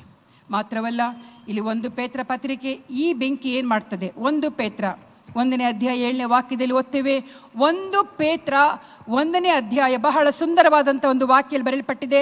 7ನೇ ವಾಕ್ಯ, ಬಂಗಾರವು ನಾಶವಾಗುವಂತದ್ದಾಗಿದ್ದರೂ ಅದನ್ನು ಬೆಂಕಿಯಲ್ಲಿ ಪುಟ ಹಾಕಿ ಶೋಧಿಸುವುದುಂಟಷ್ಟೇ. ಬೆಂಕಿಯಲ್ಲಿ ಪುಟ ಹಾಕಿ ಶೋಧಿಸುವುದುಂಟಷ್ಟೇ. ಬಂಗಾರಕ್ಕಿಂತ ಅಮೂಲ್ಯವಾಗಿರುವ ನಿಮ್ಮ ನಂಬಿಕೆಯು ಈ ಕಷ್ಟಗಳಿಂದ ಶೋಧಿತವಾಗಿ ಯೇಸು ಕ್ರಿಸ್ತನು ಪ್ರತ್ಯಕ್ಷನಾಗುವಾಗ ನಿಮಗೆ ಕೀರ್ತಿ, ಪ್ರಭಾವ, ಮಾನಗಳನ್ನು ಉಂಟು ಮಾಡುವುದು. ನೋಡಿ, ಬೆಂಕಿ ಇನ್ನೇನ್ ಮಾಡ್ತಾ ಇದೆ? ಬಂಗಾರವನ್ನು ಕೂಡ ಶುದ್ಧ ಮಾಡ್ತದೆ, ಕಬ್ಬಿಣವನ್ನು ಹದಗೊಳಿಸಿ ಆಯುಧವನ್ನಾಗಿ ಮಾಡ್ತದೆ ಬೆಂಕಿ. ಅಷ್ಟು ಮಾತ್ರ ಅಲ್ಲ, ಈ ಬಂಗಾರವನ್ನು ಏನು ಮಾಡ್ತದೆ? ಶುದ್ಧ ಮಾಡ್ತದೆ, ಕಲ್ಮಶಗಳನ್ನು ತೆಗಿತದೆ. ಅದರಲ್ಲಿರುವಂಥ ಬೇಡವಾದಂಥ ತಾಮ್ರಕ್ಕೆ ಸಂಬಂಧಪಟ್ಟ ಬೇಡವಾದ ವಸ್ತುಗಳನ್ನು ಆ ಬಂಗಾರದಿಂದ ತೆಗೆದು ಬಂಗಾರವನ್ನು ಪ್ಯೂರಿಫೈ ಮಾಡ್ತದೆ ಈ ಬೆಂಕಿ. ಅದಕ್ಕಾಗಿ ಪೇತ್ರನ ಪತ್ರಿಕೆಯಲ್ಲಿ ಹೀಗೆ ಓದ್ತೇವೆ, ಬಂಗಾರ ನಾಶವಾಗುವಂಥದ್ದಾಗಿದೆ. ಹೌದು, ನಿಜ. ಅದು ಬಂಗಾರಕ್ಕೆ ಈಗಿನ ಕಾಲದಲ್ಲಿ ಇಲ್ಲಿ ಮಾತ್ರ ಬೆಲೆ, ಪರಲೋಕದಲ್ಲಿ ನಾವು ಬಂಗಾರ ತೆಗೆದುಕೊಂಡು ಹೋಗುವುದಿಲ್ಲ. ನಾವು ಇಲ್ಲಿ ಮಾಡಿಸಿಟ್ಟ ಬಂಗಾರಗಳೆಲ್ಲ ನಶ್ವರ, ಬಿಟ್ಟು ಹೋಗಬೇಕು. ನಾವು ಬಂಗಾರ ನಶಿಸುವಂಥದ್ದು ಆಗಿದ್ರೂ ಕೂಡ ಆ ಬಂಗಾರವನ್ನು ಏನು ಮಾಡ್ತಾರೆ? ಅದನ್ನು ಬೆಂಕಿಗೆ ಹಾಕಿ ಅದನ್ನು ಶುದ್ಧ ಮಾಡ್ತಾರೆ. ಹಾಗಿದ್ದ ಮೇಲೆ ಅದಕ್ಕಿಂತಲೂ ಅಮೂಲ್ಯವಾಗಿರುವಂಥ ನಮ್ಮ ನಂಬಿಕೆ, ಹಲ್ಲೆಲೂಯಾ. ನಮ್ಮ ನಂಬಿಕೆನ ನಾವೇನು ಮಾಡಬೇಕು? ಅದೇ ರೀತಿಯಲ್ಲಿ ಪವಿತ್ರಾತ್ಮನೆಂಬ ಬೆಂಕಿ ಒಳಗೆ ನಮ್ಮನ್ನು ಅಳವಡಿಸ್ಕೊಳ್ಬೇಕು, ಹಾಕಬೇಕು. ನಮ್ಮ ನಂಬಿಕೆ ಹೇಗಿದೆ, ನಾವು ಎಷ್ಟರ ಮಟ್ಟಿಗೆ ನಾವು ಕ್ರಿಸ್ತನಲ್ಲಿ ನಂಬಿಕೆ ಉಳ್ಳವರಾಗಿದ್ದೇವೆ, ಕ್ರಿಸ್ತನಿಂದ ನಾನು ಏನನ್ನು ಹೊಂದಿಕೊಂಡಿದ್ದೇನೆ, ಅದನ್ನು ನಾವು ಶೋಧಿಸ್ಕೊಳ್ಬೇಕು ಪ್ರಿಯರೇ. ಅದನ್ನೇ ಪೇತ್ರನು ಹೇಳ್ತಾ ಇದ್ದಾನೆ, ಬಂಗಾರಕ್ಕಿಂತಲೂ ಅಮೂಲ್ಯವಾಗಿರುವ ನಿಮ್ಮ ನಂಬಿಕೆಯು ಈ ಕಷ್ಟಗಳಿಂದ, ಈ ರೋಗಗಳಿಂದ, ರುಜಿನಗಳಿಂದ, ಹಿಂಸೆಗಳಿಂದ, ನಿಂದೆಗಳಿಂದ ಶೋಧಿತನಾಗಿ ನಾವು ಯಾವಾಗ ಶೋಧಿಸಲ್ಪಡ್ತೇವೆ, ಬೆಂಕಿಯಿಂದ, ಪವಿತ್ರಾತ್ಮನೆಂಬ ಬೆಂಕಿಯಿಂದ, ದೇವರ ವಾಕ್ಯವೆಂಬ ಬೆಂಕಿಯಿಂದ, ವಾಗ್ದಾನಗಳನ್ನು ಹಿಡ್ಕೊಂಡು ಪ್ರಾರ್ಥಿಸಿದ ಆ ಕತ್ತಿ, ಬಾಯಿ ಕತ್ತಿ ಎಂಬಂಥ ವಾಗ್ದಾನದ ಆ ಕತ್ತಿಯಲ್ಲಿ ನಾವು ಅಳವಡಿಸಿಕೊಂಡಾಗ ನಾವೇನಾಗ್ತೇವೆ? ನಾವು ಕ್ರಿಸ್ತನ ಎದುರುಗಡೆ ನಿಲ್ಲುವಾಗ ನಮಗೇನು ಸಿಗ್ತದೆ? ಕೀರ್ತಿ, ಮಾನ, ಪ್ರಭಾವ, ಅದೆಲ್ಲವನ್ನು ಹೊಂದಿಕೊಳ್ತೇವೆ. ಹಲ್ಲೆಲೂಯಾ. ದೇವರ ನಾಮಕ್ಕೆ ಸ್ತೋತ್ರ. ನೀವು ಎಷ್ಟು ಜನಕ್ಕೆ ಅರ್ಥ ಆಗ್ತಾ ಉಂಟು? ಎಲ್ಲ ಮೌನವಾಗಿ ಕೂತಿದ್ದೀರಾ? ಸೊ ಇಂಟ್ರೆಸ್ಟಲ್ಲಿ ಕೇಳ್ತಾ ಇದ್ದೀರಾ ಅಂತ ಅನಿಸ್ತಾ ಇದೆ. ಅರ್ಥ ಆಗ್ತಾ ಇದೆಯಲ್ವಾ? ಎಲ್ಲಿಗೆ ಅಳವಡಿಸ್ಕೊಳ್ಬೇಕು? ನಾವು ಎಲ್ಲಿಗೆ ಅಳವಡಿಸ್ಕೊಳ್ಬೇಕು? ನಮ್ಮ ಜೀವಿತ, ಮೊಂಡಾದ ಜೀವಿತ ನಮ್ಮನ್ನು ಎಲ್ಲಿಗೆ ಅಳವಡಿಸ್ಕೊಳ್ಬೇಕು? ಬೆಂಕಿಗೆ ಫಸ್ಟ್ ಅಳವಡಿಸ್ಕೊಳ್ಬೇಕು.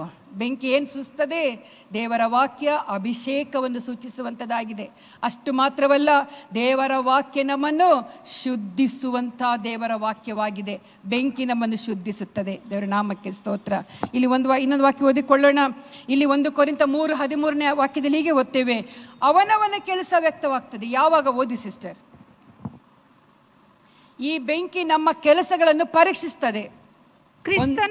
ಕ್ರಿಸ್ತನು ಬರುವ ದಿನವು ಬೆಂಕಿಯೊಡನೆ ಉದಯವಾಗಿ ಆ ಕೆಲಸವನ್ನು ಸ್ಪಷ್ಟವಾಗಿ ತೋರಿಸುವುದು. ಅವನವನ ಕೆಲಸವೆಂತದ್ದೋ ಆ ಬೆಂಕಿ ಶೋಧಿಸುವುದು. ಆ ಕೆಲಸವನ್ನು ಸ್ಪಷ್ಟವಾಗಿ ತೋರಿಸುವುದು. ಪ್ರತಿಯೊಬ್ಬನ ನಡತೆ, ಪ್ರತಿಯೊಬ್ಬನ ಜೀವಿತದ ಎಲ್ಲ ಜೀವಿತ ಕಾಲದ ಪ್ರತಿಯೊಂದೊಂದು ಸಂಗತಿಗಳು ಈ ಬೆಂಕಿ ಏನು ಮಾಡ್ತದಂತೆ? ಕರ್ತನ ಮುಂದೆ ಅದು ಶೋಧನೆಗೆ ಒಳಪಡಿಸ್ತದೆ. ಹಲ್ಲೆಲೂಯಾ. ಏನಂತೆ ಬರೆಯಲ್ಪಟ್ಟಿದೆ ಇಲ್ಲಿ? ಅವನವನ ಕೆಲಸವು ವ್ಯಕ್ತವಾಗುವುದು.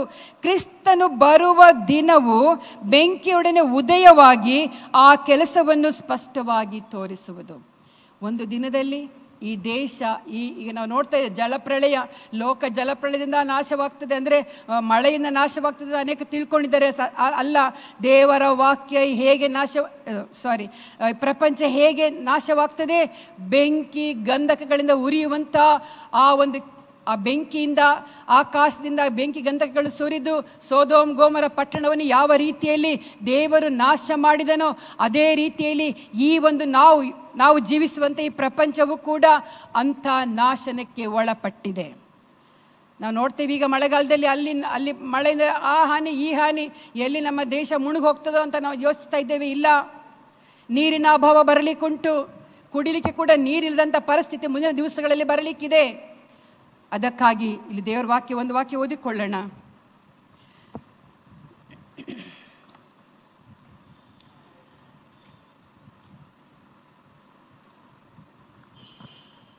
ಆದಿಕಾಂಡ 19ನೇ ಅಧ್ಯಾಯ 29ನೇ ವಾಕ್ಯ, 24ನೇ ವಾಕ್ಯದಿಂದ ಓದಿ. ಆದಿಕಾಂಡ 19:24. ಆಗ ಯೆಹೋವನು ಸೊದೋಮ್ ಗೊಮೋರಗಳ ಮೇಲೆ ಆಕಾಶದಿಂದ ಅಗ್ನಿ ಗಂಧಕಗಳನ್ನು ಸುರಿಸಿ ಆ ಪಟ್ಟಣವನ್ನು, ಸುತ್ತಲಿರುವ ಸೀಮೆ ಎಲ್ಲವನ್ನು, ಊರುಗಳಲ್ಲಿದ್ದ ಜನರನ್ನು, ಭೂಮಿಯ ಮೇಲಣ ಎಲ್ಲಾ ಬೆಳೆಯನ್ನು ಹಾಳು ಮಾಡಿದನು. ಯಾಕೆ ಹಾಳು ಮಾಡಿದನು? ಸೊದೋಮ್ ಗೋಮರದ ಪಟ್ಟಣದ ಜನರು ಏನಾಗಿದ್ರು? ದೇವರ ದೃಷ್ಟಿಯಲ್ಲಿ ನೀತಿವಂತರಾಗಿರಲಿಲ್ಲ, ದುಷ್ಟರಾಗಿದ್ದರು, ದೇವರ ಮಾತಿಗೆ ಅವಿಧೇಯರಾಗಿದ್ದರು, ಸತ್ಯವನ್ನು ತಿಳಿದರೂ ಕೂಡ ದೇವರನ್ನು ಅಲಕ್ಷ್ಯ ಮಾಡುವಂಥ ಜನರಾಗಿದ್ದರು. ಹೌದಲ್ವಾ? ದೇವರ ವಾಕ್ಯದಲ್ಲಿ ಸೊದೋಮ್ ಗೊಮೋರ ಪಟ್ಟಣದ ಬಗ್ಗೆ ನಾವು ನೋಡ್ತೇವೆ.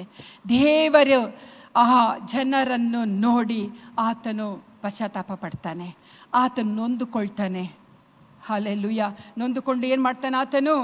ಆ ಪಟ್ಟಣವನ್ನು ಹೇಗೆ ನಾಶ ಮಾಡಿದನು? ಆಕಾಶದಿಂದ ಅಗ್ನಿ ಗಂಧಕಗಳು ಸುರಿಯಿತು.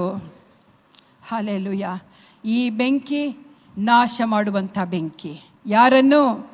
ಯೇಸುವನ್ನು ತಿಳಿದು ಕೂಡ ಆತನನ್ನು ಆರಾಧಿಸದೇ ಇರುವಂಥ ಜನರು, ಅಲಕ್ಷ್ಯ ಮಾಡಿದಂಥ ಜನರು, ಪಾಪವನ್ನು ನೀರಿನ ಹಾಗೆ ಕುಡಿಯುವಂಥ ಜನರು, ವ್ಯಭಿಚಾರಿಗಳು. ಅಲ್ಲಿ ಹೆಚ್ಚಾಗಿ ಏನಾಗ್ತಾ ಇತ್ತು? ವ್ಯಭಿಚಾರದ ಕೃತ್ಯಗಳಲ್ಲಿ ನಡೀತಾ ಇತ್ತು. ಹಾಗಾಗಿ ದೇವರು ಏನು ಮಾಡಿದ್ದಾನೆ?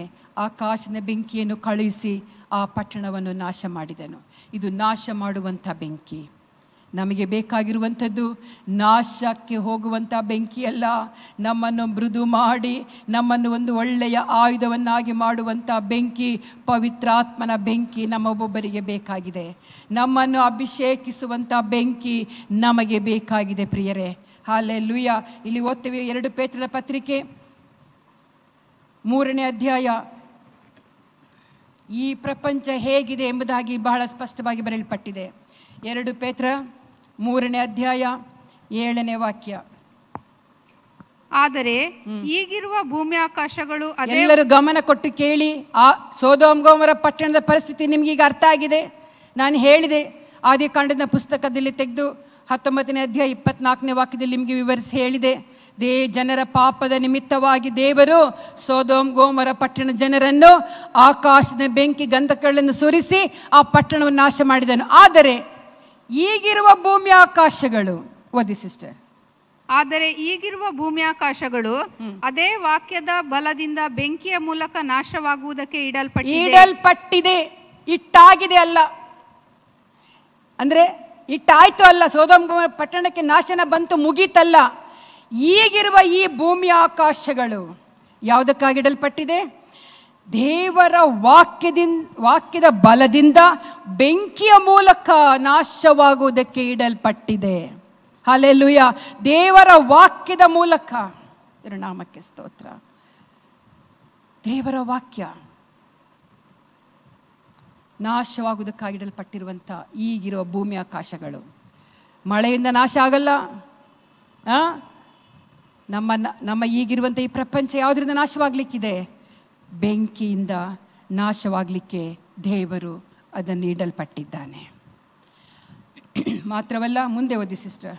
ಮತ್ತು ಭಕ್ತಿಹೀನರ ಶಿಕ್ಷಾವಿಧಿಯು ನಾಶವು ಉಂಟಾಗುವ ದಿನಕ್ಕಾಗಿ ಆ ಬೆಂಕಿ ಸಿದ್ಧವಾಗಿದೆ. ಆ ಬೆಂಕಿ ಏನಾಗಿದೆ? ಸಿದ್ಧವಾಗಿ ರೆಡಿ ಇದೆ. ಯಾವುದಕ್ಕಾಗಿ? ಭಕ್ತಿಹೀನರ ಶಿಕ್ಷಾವಿಧಿ. ಈ ಬೆಂಕಿ ಯಾವುದಕ್ಕಾಗಿ ಬರ್ತದೆ?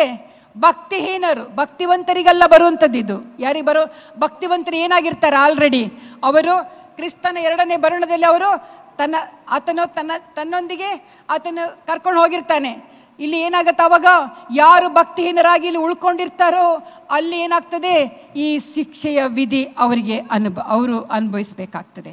ಮಾತ್ರವಲ್ಲ, ನಾಶನವು ಉಂಟಾಗುವ ದಿನಕ್ಕಾಗಿ ಬೆಂಕಿ ಸಿದ್ಧವಾಗಿದೆ. ದೇವರ ನಾಮಕ್ಕೆ ಸ್ತೋತ್ರ.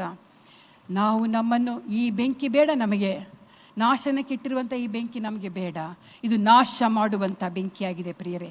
ದೇವರ ನಾಮಕ್ಕೆ ಸ್ತೋತ್ರವಾಗಲಿ. ಇಲ್ಲಿ ಇನ್ನೊಂದು ವಾಕ್ಯ ಓದಿಕೊಳ್ಳೋಣ. ವಿಶ್ವಾಸಿಗಳಿಗೆ ನಾನೀಗ ಹೇಳಿದ್ದು ದೇವರನ್ನು ಬಿಟ್ಟವರಿಗೆ, ಭಕ್ತಿಹೀನರಿಗಾಗಿ ಹೇಳಿದೆ. ಅದೇ ರೀತಿಯಲ್ಲಿ ಇನ್ನೊಂದು ವಾಕ್ಯ ಓದಿಕೊಳ್ಳಿ. ಯಾಜಕಕಾಂಡ 10ನೇ ಅಧ್ಯಾಯ 2ನೇ ವಾಕ್ಯ. ಯಾಜಕಕಾಂಡ 10ನೇ ಅಧ್ಯಾಯ 2ನೇ ವಾಕ್ಯ. ಯಾಜಕಕಾಂಡ 10ನೇ ಅಧ್ಯಾಯ 2ನೇ ವಾಕ್ಯ. ಯೆಹೋವನ ಸನ್ನಿಧಿಯಿಂದ ಬೆಂಕಿ ಹೊರಟು, ಆತನ ಸನ್ನಿಧಿಯಲ್ಲಿ ಸಮರ್ಪಿಸಲಾಗಿ ಯೆಹೋವನ ಸನ್ನಿಧಿಯಿಂದ ಬೆಂಕಿ ಹೊರಟು ಅವರನ್ನು ನಾಶ ಮಾಡಿತು. ಅವರು ಯೆಹೋವನ ಸನ್ನಿಧಿಯಲ್ಲಿಯೇ ಸತ್ತರು. ಸಾಕು. ಇಲ್ಲಿ ಅದಕ್ಕಿಂತ 9ನೇ ಅಧ್ಯಾಯದ 23ನೇ ವಾಕ್ಯದಲ್ಲ ಓದ್ತೇವೆ ನಾವು. ತರುವಾಯ ಮೋಶೆಯು ಆರೋನನು ದೇವದರ್ಶನದ ಗುಡಾರದೊಳಗೆ ಹೋದರು. ಅವರು ಅಲ್ಲಿಂದ ಹೊರಗೆ ಬಂದಾಗ ಜನರನ್ನು ಆಶೀರ್ವದಿಸಿದರು. ಆಗ ಯೆಹೋವನ ಮಹಿಮೆಯು ಜನರೆಲ್ಲರಿಗೆ ಪ್ರತ್ಯಕ್ಷವಾಯಿತು. ಯೆಹೋವನ ಸನ್ನಿಧಿಯಿಂದ ಬೆಂಕಿ ಹೊರಟು ಯಜ್ಞವೇದಿಯ ಮೇಲಿದ್ದ ಸರ್ವಾಂಗ ದ್ರವ್ಯಗಳನ್ನು, ಕೊಬ್ಬನ್ನು ದಹಿಸಿಬಿಟ್ಟಿತು. ಜನರೆಲ್ಲರೂ ಅದನ್ನು ಕಂಡು ಉತ್ಸಾಹದಿಂದ ಆರ್ಭಟಿಸಿ ಅಡ್ಡಬಿದ್ದು ನಮಸ್ಕರಿಸಿದರು. ಇಲ್ಲಿ ಯಜ್ಞವೇದಿಗೆ ಆಕಾಶದಿಂದ ಬೆಂಕಿ ಬಿದ್ದು ಯಜ್ಞವೇದಿಯ ಮೇಲಿಟ್ಟಿರುವಂಥ, ಯಜ್ಞಕ್ಕೆ ಅರ್ಪಿಸಿರುವಂಥ ಮಾಂಸ ಏನಾಯಿತು? ಆಕಾಶದಿಂದ ಬೆಂಕಿ ಬಿದ್ದ ಆ ಮಾಂಸವನ್ನು ಏನಾಯಿತು? ದಹಿಸಿ, ಅದು ಯಜ್ಞಕ್ಕೆ ಬೆಂಕಿ ಬಿದ್ದು ಅದೇನಾಯಿತು? ಅಲ್ಲಿ ದ್ರವ್ಯಗಳನ್ನೆಲ್ಲ ಸುಟ್ಟು ಬಿಟ್ಟಿತ್ತು ಅಂತ ಓದ್ತೇವೆ ನಾವು. ಆದರೆ ಇಲ್ಲಿ ಒಬ್ಬ ವಿಷಯದ ಬಗ್ಗೆ ನಾವು ಓದ್ತೇವೆ. ಇಲ್ಲಿ ಆರೋನ ಮಕ್ಕಳಲ್ಲಿ ನಾದಾಬ್, ಅಬಿಹು ಎಂಬುವರು ತಮ್ಮ ತಮ್ಮ ಧೂಪಾರತಿಗಳಲ್ಲಿ ಯೆಹೋವನು ಆಜ್ಞಾಪಿಸದೇ ಇದ್ದ ಬೇರೆ ಬೆಂಕಿಯನ್ನಿಟ್ಟು ಅದರ ಮೇಲೆ ಧೂಪ ದ್ರವ್ಯವನ್ನು ಹಾಕಿ ಆತನ ಸನ್ನಿಧಿಯಲ್ಲಿ ಸಮರ್ಪಿಸಲಾಗಿ ಯೆಹೋವನ ಸನ್ನಿಧಿಯಿಂದ ಬೆಂಕಿ ಹೊರಟು ಅವರನ್ನು ನಾಶ ಮಾಡಿತ್ತು, ಯಜ್ಞವೇದಿಯನ್ನು ನಾಶ ಮಾಡಲಿಲ್ಲ. ಯಾಕೆ? ಬೇರೆ ಬೆಂಕಿಯನ್ನು ಅವರು ಇಟ್ಟರು. ಯಾವುದು ಬೇರೆ ಬೆಂಕಿ?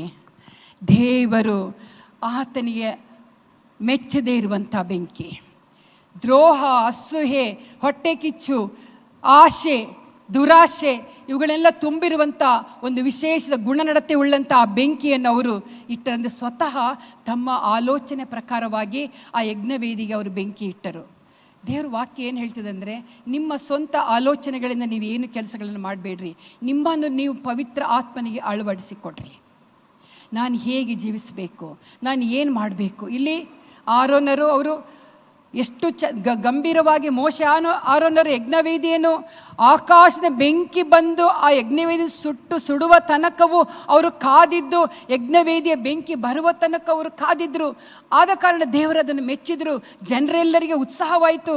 ಅವರು ದೇವರಿಗೆ, ನಮ್ಮ ದೇವರು ಆಕಾಶದ ಬೆಂಕಿಯನ್ನು ಕಳಿಸಿ ಈ ಯಜ್ಞವೇದಿಯನ್ನು ಸುಟ್ಟನಲ್ಲ ಎಂಬುದಾಗಿ ಅವರು ಯೋಚಿಸಿ ಅವ್ರು ಏನು ಮಾಡ್ತಾರೆ, ದೇವರಿಗೆ ಅಡ್ಡ ಬಿದ್ದು ನಮಸ್ಕರಿಸಿ ಆರ್ಭಟಿಸಿ ಎಂಬುದಾಗಿ ಓದ್ತೇವೆ. ಆದರೆ ಇಲ್ಲಿ ಅದೇ ಆರೋನ ಮಕ್ಕಳಲ್ಲಿ ಇಬ್ಬರು ಸ್ವತಃ ತಮ್ಮ ಕೈಯಿಂದಲೇ ಬೆಂಕಿಯನ್ನು ಕೊಟ್ಟರು. ತುಂಬ ಬುದ್ಧಿವಂತರು ಅವರು. ಕೆಲವು ಸಲ ತುಂಬ ಬುದ್ಧಿವಂತರು ಇರ್ತಾರೆ ಲೋಕದಲ್ಲಿ. ನನಗೆಲ್ಲ ಗೊತ್ತುಂಟು. ದೇವರ ವಾಕ್ಯವನ್ನು ಹೇಳುವಾಗ ಎಲ್ಲ ಗೊತ್ತುಂಟು. ಇಡೀ ಬೈಬಲ್ ನಾನು ತುಂಬ ಸಲ ಓದಿದ್ದೀನಿ, 10 ಸಲ ಓದಿದ್ದೀನಿ, 12 ಸಲ ಓದಿದ್ದೀನಿ. ಏನು ಪ್ರಯೋಜನ ಓದಿ? ದೇವರ ವಾಕ್ಯದ ಸತ್ಯ ಅರ್ಥಗಳನ್ನು ತಿಳ್ಕೊಳ್ಳದೇ ಇದ್ದರೆ ಏನು ಪ್ರಯೋಜನ? ಈ ಆರೋನ ಮಕ್ಕಳ ಹಾಗೆ ಪರಿಸ್ಥಿತಿ ಬರ್ತದೆ. ಯಜ್ಞವೇದಿಗೆ ಅವರು ಸ್ವತಃ ತಮ್ಮ ಕೈಯಿಂದ ಅವರು ಬೆಂಕಿಯನ್ನು ಕೊಟ್ಟರು. ಇವತ್ತು ಅನೇಕ ದೇವಜನರು, ಇವತ್ತು ಅನೇಕ ಪ್ರೀಚರ್ಗಳು ಅಂದರೆ ಪ್ರಸಂಗಿಗಳು, ಅಯ್ಯಗಳು, ಫಾದರ್ಗಳಾಗಿರ್ಬೋದು, ಪಾಸ್ಟ್ಗಳಾಗಿರಬಹುದು, ತಮ್ಮ ಸ್ವಂತ ಆಲೋಚನೆಯಿಂದ ದೇವರ ವಾಕ್ಯವನ್ನು ಪ್ರಸಂಗಿಸುವರಾಗಿದ್ದಾರೆ. ತಪ್ಪು. ದೇವರ ವಾಕ್ಯ ಏನು ಹೇಳ್ತದೆ? ಇಲ್ಲಿ ಆರೋನ ಮಕ್ಕಳು ಸ್ವಂತ ಕೈಯಿಂದ ಅವರೇ ಬೆಂಕಿ ಕಡ್ಡಿ ಅಥವಾ ಏನೋ ಬೆಂಕಿ ಏನುಂಟು ಆ ಸಮಯದಲ್ಲಿ ಅದನ್ನು ಅವರು ತೆಗೆದು ಅವರು ಹಚ್ಚಿದ್ರು. ಆದರೆ ದೇವರು ಅದನ್ನು ಮೆಚ್ಚಲಿಲ್ಲ. ದೇವರು ಆಕಾಶದ ಬೆಂಕಿಯನ್ನು ಕಳಿಸಿ ಆ ಯಜ್ಞವೇದಿಯನ್ನು ಆತನು ಸುಟ್ಟನೆಂಬುದನ್ನು ನೋಡ್ತೇವೆ. ತನ್ನ ಪರಿಮಳಕ್ಕಾಗಿ, ತಾನು ಸಂತೋಷ ಪಡುವುದಕ್ಕಾಗಿ, ಯಜ್ಞವೇದಿಯ ಆ ಒಂದು ಯಜ್ಞ ಮಾಂಸವು ಸುಡಲ್ಪಡುವುದಕ್ಕಾಗಿ ಆತನೇ ಯಜ್ಞವೇದಿಯ ಮೇಲಿದ್ದ ಸರ್ವಾಂಗ ಹೋಮ ದ್ರವ್ಯಗಳನ್ನು ಕೊಬ್ಬನ್ನು ದೇವರೇ ತಾನೇ ಆಕಾಶದ ಬೆಂಕಿಯನ್ನು ಕಳಿಸಿ ಅದನ್ನು ಸುಟ್ಟನೆಂಬುದಾಗಿ ನೋಡ್ತೇವೆ. ಪ್ರಿಯರೇ, ದೇವರ ನಾಮಕ್ಕೆ ಸ್ತೋತ್ರವಾಗಲಿ. ನಮ್ಮ ಆಲೋಚನೆ ನಮಗೆ ಬೇಡ. ದೇವರ ವಾಕ್ಯ ಏನು ಹೇಳ್ತದೆ ಅದರಂತೆ ನಡೆದು ನಮಗೆ ಬೇಕು. ದೇವರ ವಾಕ್ಯ ಏನು ಹೇಳ್ತದೆ ಅದು ಮಾತ್ರ ನಮಗೆ ಬೇಕು. ಹಲ್ಲೆಲೂಯಾ. ಪರಿಶೋಧಿಸೋಣ, ಇದು ಸರಿಯಾ, ಇದು ತಪ್ಪಾ? ಇಲ್ಲಿ ಹೀಗೆ ಹೇಳ್ತಾರೆ, ಅಲ್ಲಿನೊಂದು ಕಡೆ ಹೋದ್ರೆ ಅಲ್ಲಿನೊಂದು ಥರ ಹೇಳ್ತಾರೆ. ಬೇಡ. ನಮ್ಮ ಸ್ವಂತ ಕೈಯಾರೆ ಅನೇಕ ಆಲೋಚನೆಗಳನ್ನು ತಲೆಯಲ್ಲಿ ಹಾಕಿಕೊಂಡು ನಮ್ಮನ್ನು ಗಲಿಬಿಲಿ ಮಾಡಿಕೊಳ್ಳೋದು ಬೇಡ. ನಾವೇ ಸ್ವತಃ ದೇವರ ವಾಕ್ಯಕ್ಕೆ ನಮ್ಮನ್ನು ಅಳವಡಿಸಿಕೊಳ್ಳೋಣ. ದೇವರ ವಾಕ್ಯ ಏನು ಹೇಳ್ತದೆ ಅದಕ್ಕಾಗಿ ನಮ್ಮನ್ನು ಅಳವಡಿಸಿಕೊಳ್ಳೋಣ. ನಮ್ಮನ್ನು ದೇವರ ವಾಕ್ಯದ ಮೂಲಕವಾಗಿ ಶಾರ್ಪ್ ಮಾಡಿಕೊಳ್ಳೋಣ. ಉತ್ತಮವಾದ ಆಯುಧವಾಗಿ ನಾವು ನಿರ್ಮಿತವಾಗೋಣ. ಉತ್ತಮ ಕೆಲಸಕ್ಕಾಗಿ ನಾವು ನಿರ್ಮಿತವಾಗೋಣ. ದೇವರ ನಾಮಕ್ಕೆ ಸ್ತೋತ್ರವಾಗಲಿ. ಇಲ್ಲಿ ದೇವರ ನಮ್ಮನ್ನು ಬಹಳ ಅದ್ಭುತ ರೀತಿಯಲ್ಲಿ ಇವತ್ತು ಮಾತನಾಡುವಂಥ ಒಂದು ವಿಷಯ ಏನಂದರೆ, ನಾವು ಇನ್ನೊಬ್ಬರ ಮಾತುಗಳಿಗೆ ಕಿವಿಗೊಡೋದು ಬೇಡ. ಇನ್ನೊಬ್ಬರ ಅಲ್ಲಿ ನಡೆಯುವಂಥ ಆಚಾರ ಪದ್ಧತಿಗಳು, ಅಲ್ಲಿರುವಂಥ ಎಲ್ಲ ಈ ಲೋಕದ ವಿಷಯಗಳಲ್ಲಿ ಹೆಚ್ಚು ಸಮಯವನ್ನು ಕಳೆಯುವಂಥದ್ದು. ಹೀಗಿದ್ದರೂ ಪರವಾಗಿಲ್ಲ, ಹೀಗೆ ನಡೆದರೂ ಪರವಾಗಿಲ್ಲ, ಪರಲೋಕ ಸಿಗ್ತದೆ ಎಂಬುದಾಗಿ ಹೇಳುವಂಥ ಜನರು. ನೀವು ಪಾಪ ಮಾಡಿರಿ, ಎಷ್ಟು ಮಾಡಿದರೂ ಪರವಾಗಿಲ್ಲ, ಒಂದು ದಿನ ಆಲಯಕ್ಕೆ ಬನ್ನಿ, ಭಾನುವಾರ ಬಂದು ನೀವು ಮೊಣಕಲಾಕಿ ಕಣ್ಣೀರಿಂದ ಪ್ರಾರ್ಥನೆ ಮಾಡಿ ನಿಮ್ಮ ಪಾಪಗಳೆಲ್ಲ ನಿವಾರಣೆ ಆಗ್ತದೆ ಎಂಬುದಾಗಿ ಹೇಳುವಂಥ ಜನರಿದ್ದಾರೆ. ಇಲ್ಲ ಪ್ರಿಯರೇ, ಪ್ರತಿದಿನವೂ ನಮ್ಮನ್ನು ನಾವು ಪವಿತ್ರಾತ್ಮನ ಬೆಂಕಿಗೆ ನಮ್ಮನ್ನು ಅಳವಡಿಸಿಕೊಳ್ಬೇಕು. ನಮ್ಮನ್ನು ನಾವು ಶುದ್ಧ ಮಾಡಿಕೊಳ್ಳಬೇಕು. ನಮ್ಮ ನಡೆ, ನಮ್ಮ ನುಡಿ, ನಮ್ಮ ನೋಟಗಳು, ಮಾತುಗಳು, ಆತನು ಯಾವಾಗಲೂ ಆತನು ನೋಡ್ತಾ ಇದ್ದಾನೆ. ದೇವರ ವಾಕ್ಯದಲ್ಲಿ ಓದ್ತೇವೆ, ಆತನು ಪರಲೋಕದಿಂದ ಮನುಷ್ಯನನ್ನು ಬಹು ಸೂಕ್ಷ್ಮವಾಗಿ ಆತನು ಪರೀಕ್ಷಿಸ್ತಾ ಇದ್ದಾನೆ ಎಂಬ ದೇವರ ವಾಕ್ಯ ನಮ್ಮನ್ನು ಎಚ್ಚರಿಸ್ತದೆ. ಹಲ್ಲೆಲೂಯಾ, ದೇವರ ನಾಮಕ್ಕೆ ಸ್ತೋತ್ರವಾಗಲಿ. ಯೆಹೋವನ ಸನ್ನಿಧಿಯಿಂದ ಯಾಜಕ ಕಾಂಡ 10ನೇ 2ನೇ ವಾಕ್ಯದಲ್ಲಿ ಓದಿದ ಹಾಗೆ ಯಜ್ಞವೇದಿಯು ಆಕಾಶದ ಬೆಂಕಿ ಬಿದ್ದು ಸುಡಲ್ಪಟ್ಟಿತು. ಆದರೆ ಯಾರು ಸ್ವತಃ ಬುದ್ಧಿಯಿಂದ ಆರೋರಣ ಮಕ್ಕಳು ಯಾವಾಗ ಯಜ್ಞವೇದಿಗೆ ತಮ್ಮ ಕೈಯಿಂದಲೇ ಬೆಂಕಿ ಇಟ್ಟರೋ ಅವರು ನಾಶವಾದರು. ನಮ್ಮ ಸ್ವಂತ ಜ್ಞಾನ ಬುದ್ಧಿ ನಮಗೆ ಬೇಡ ಪ್ರಿಯರೇ. ನಮ್ಮನ್ನು ದೇವರ ಸನ್ನಿಧಿಯಲ್ಲಿ ಅಳವಡಿಸಿಕೊಳ್ಳೋಣ.